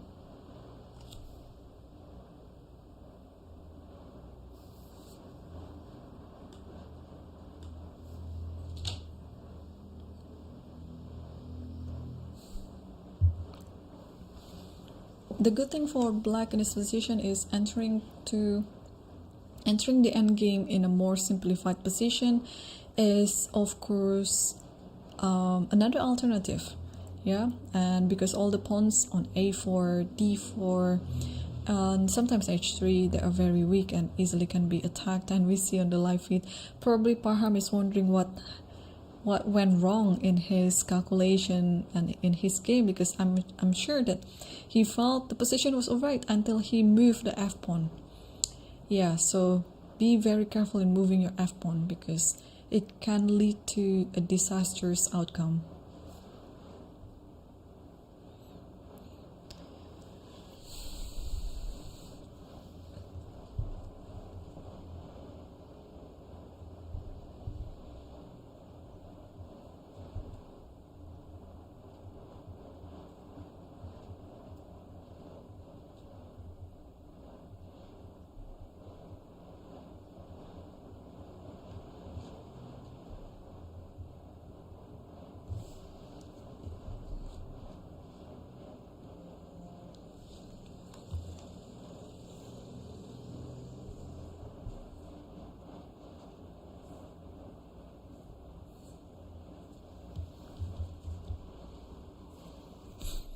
Okay, yeah, Yungi still has time on the clock to think over everything. Looks like everything is under control and he just needs to play correct 5 moves. Would 5 moves be enough? Okay, 1 and then 2. Yeah, within 5 moves, maybe. And I think that would be making Parham surrender or resign. And on the other game, Fidit versus Sarana, do we have any development here? After king e2, okay, Sarana played king e7, that was the best move. And after rook c6, bishop d6, pinning the knight on c5. The knight went away and a3 was taken, rook check here, and now this is current position. Okay, I think it's a good trick here for Fidit, allowing bishop takes a3, because centralizing the knight like this, it's a more preferred way in continuing the game, and now the rook on c7 can be freed in attacking other pawns to regain the pawn. So here the computer suggests rook g7. I don't think Sarana will play a move like rook h6, for example, because it's looking really passive, although the computer says this is still like an equal position. Knight g5, king e8, and knight takes e6. This is enough. It's gonna be quite drawish. What else can he do? So after rook g7, bishop c1, takes here. Oh, takes, okay, check here, king here, takes here, takes here. If this happens, then I think they will agree to a draw. I think, oh, rook b7 was played, so the good news for fidget here is the rook can pretty much go to anywhere as long as it's attacking. Even this one again, I think we can also go to this side. This position still quite drawish. King d1 takes here. Although maybe white can be a bit better thanks to the connected two pawns, but I think it should be still pretty drawish. So bishop c1 has been played here. If fidget didn't want to enter such a line, he can go to knight c5 and attacking this, yeah, and also attacking this at the same time, while this c3 is actually under attack as well. So maybe after e6 here, you play c4 and then takes, There are so many, turns out in this position there's so many drawing ideas. Here knight e6, and if here you go like this, yeah, and none of this pawn can be moved. Not e5, not g6. Even if you play g5 here, I think you can take pin here, and then knight goes back to e6, and everything is safe. But yeah, so from a 3 result in game, it looks like now everything has been simplified, and looks like sooner or later they're going to agree with the draw. Let's take a look at this game, Parham versus Yang, because it looks like it's almost ending. Queen e6 is another correct approach here. And yeah, it wants to take here, and it wants to take here, and it's almost hard to defend. The thing is, if you play queen d3, let's say, and then yeah, this is important to step away from the pin, and then you still maintain similar threat. Now you actually have this takes, and then rook e3. So queen e6 is on the board, and what will just Parham do in this position?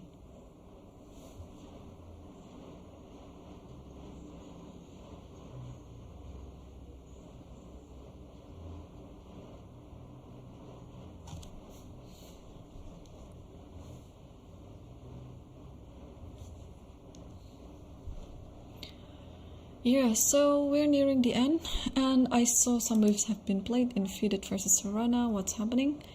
Oh, fidget took. Oh, he didn't play rook e3, so he played bishop f4. So Serrana tried to maintain everything on the board. So after bishop rook b7, bishop c1, fidget took the pawn on b5. So here Serrana didn't give checks here and takes, and entering the rook endgame, which should be drawn. But he kept the bishop on the board by playing bishop f4. But this is still enough to make a draw. Yeah, there are many variations in this position for both white and black that will lead into equality. Meanwhile, in this game, Parham still hasn't moved yet. I don't have the updated time situation for Parham. I only have for Yang. Yang still has 28 minutes. Probably Parham should be below 20 minutes now. But it doesn't really matter. The position is losing for him.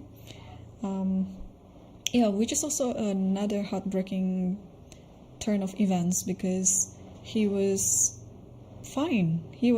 So, like maybe, for example, in tennis, we can use the term like he made unforced error, because there's no one that's forcing him to play f4 anyway, but he played it himself and he got punished like that by Yang. So yeah, quite heartbreaking. So if the prediction is correct, because this game hasn't finished yet, Yang will win against Parham, and he is going to be on sharing the 3rd position along with Sindarov. So the two Nordirbacks will be sharing the 1st and 2nd place, while Yang and Sindarov will be sharing the 3rd and 4th place. Rook f e1 has been played. Okay, so probably in this position you have to play rook f4. Although I don't see why not you take this one. I think this should still be winning, and then queen g6, let's say. but apparently this will decrease your advantage. So maintain all the control in the center especially, and play rook ff4. And then soon, okay, rook ff4 is also nice because you're opening the diagonal for the queen to h3. So if this happens, then actually we're going to see a similar situation than that we already analyzed before. So if you don't take the rook on e4 and play queen d3, I think king g8 or even g6 here. Okay, is king g8 okay? King g8 takes and queen c4, and I'm entering the rook endgame. So g6 is more precise, and after rook e4, and here d5, and then okay, this endgame is much preferable because you're winning 2 pawns in the process. Takes, and then yeah, 2 pawns up, but here you can take with the pawn actually, and this check is not meaning anything because king h6, and after this check, just rook e3 again, and then next move you're actually taking h3 no matter what. Okay,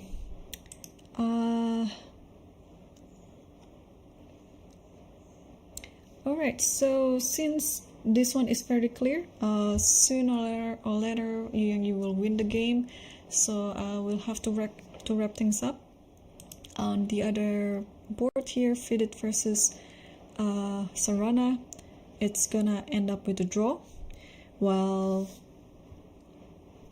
the other board, Parham versus, they already made a draw actually. Yeah, so they already agreed to draw this position. After bishop f4, the game went with king f2, and then g5 takes everything, and then yeah, there was a draw for by Fidit maybe, and yeah, they shook hands. So, and does leave this one still going on, and there's still no move yet from Yu Yangyi. So okay, they have similar time situation right now, but with accurate play, I have no doubt that Yu Yangyi will win this game. So that was another interesting day at the office. So many good games and so many creative ideas by all the players especially in the master sections. And tomorrow we are entering the penultimate round, round 8, and still the 3 young Uzbeks are leading the field. They're pretty much on the 1st, 2nd, and 3rd place right now. So they are still on the race on who is going to be the winner of the tournament. I don't know which one that I'm going to root for because those 3 are very talented and very motivated to win the tournament. And well, we just saw rook ff4 is on the board. So far, after Yu Yangyi got his good position, he's been playing perfect chess. He doesn't miss anything, and I'm just very confident that he's going to win this game as well. So he's going to be sharing the 3rd and 4th place with Sindarov. The Nordirbeks, Abdusatov and Yakuboev, they are sharing the 1st and 2nd place. So, well, thank you once again for all the Lichess community who is watching the broadcast, and give all the supports from the YouTube and Lichess YouTube and Twitch chat. And I will be back tomorrow again at the same time at the same place, and we'll be seeing round 8. It's going to be even more exciting because everything is at stakes. Who is going to be the winner, we'll see after the next round. So I bid you good evening from Indonesia, and yeah, see you again tomorrow. Thanks for watching.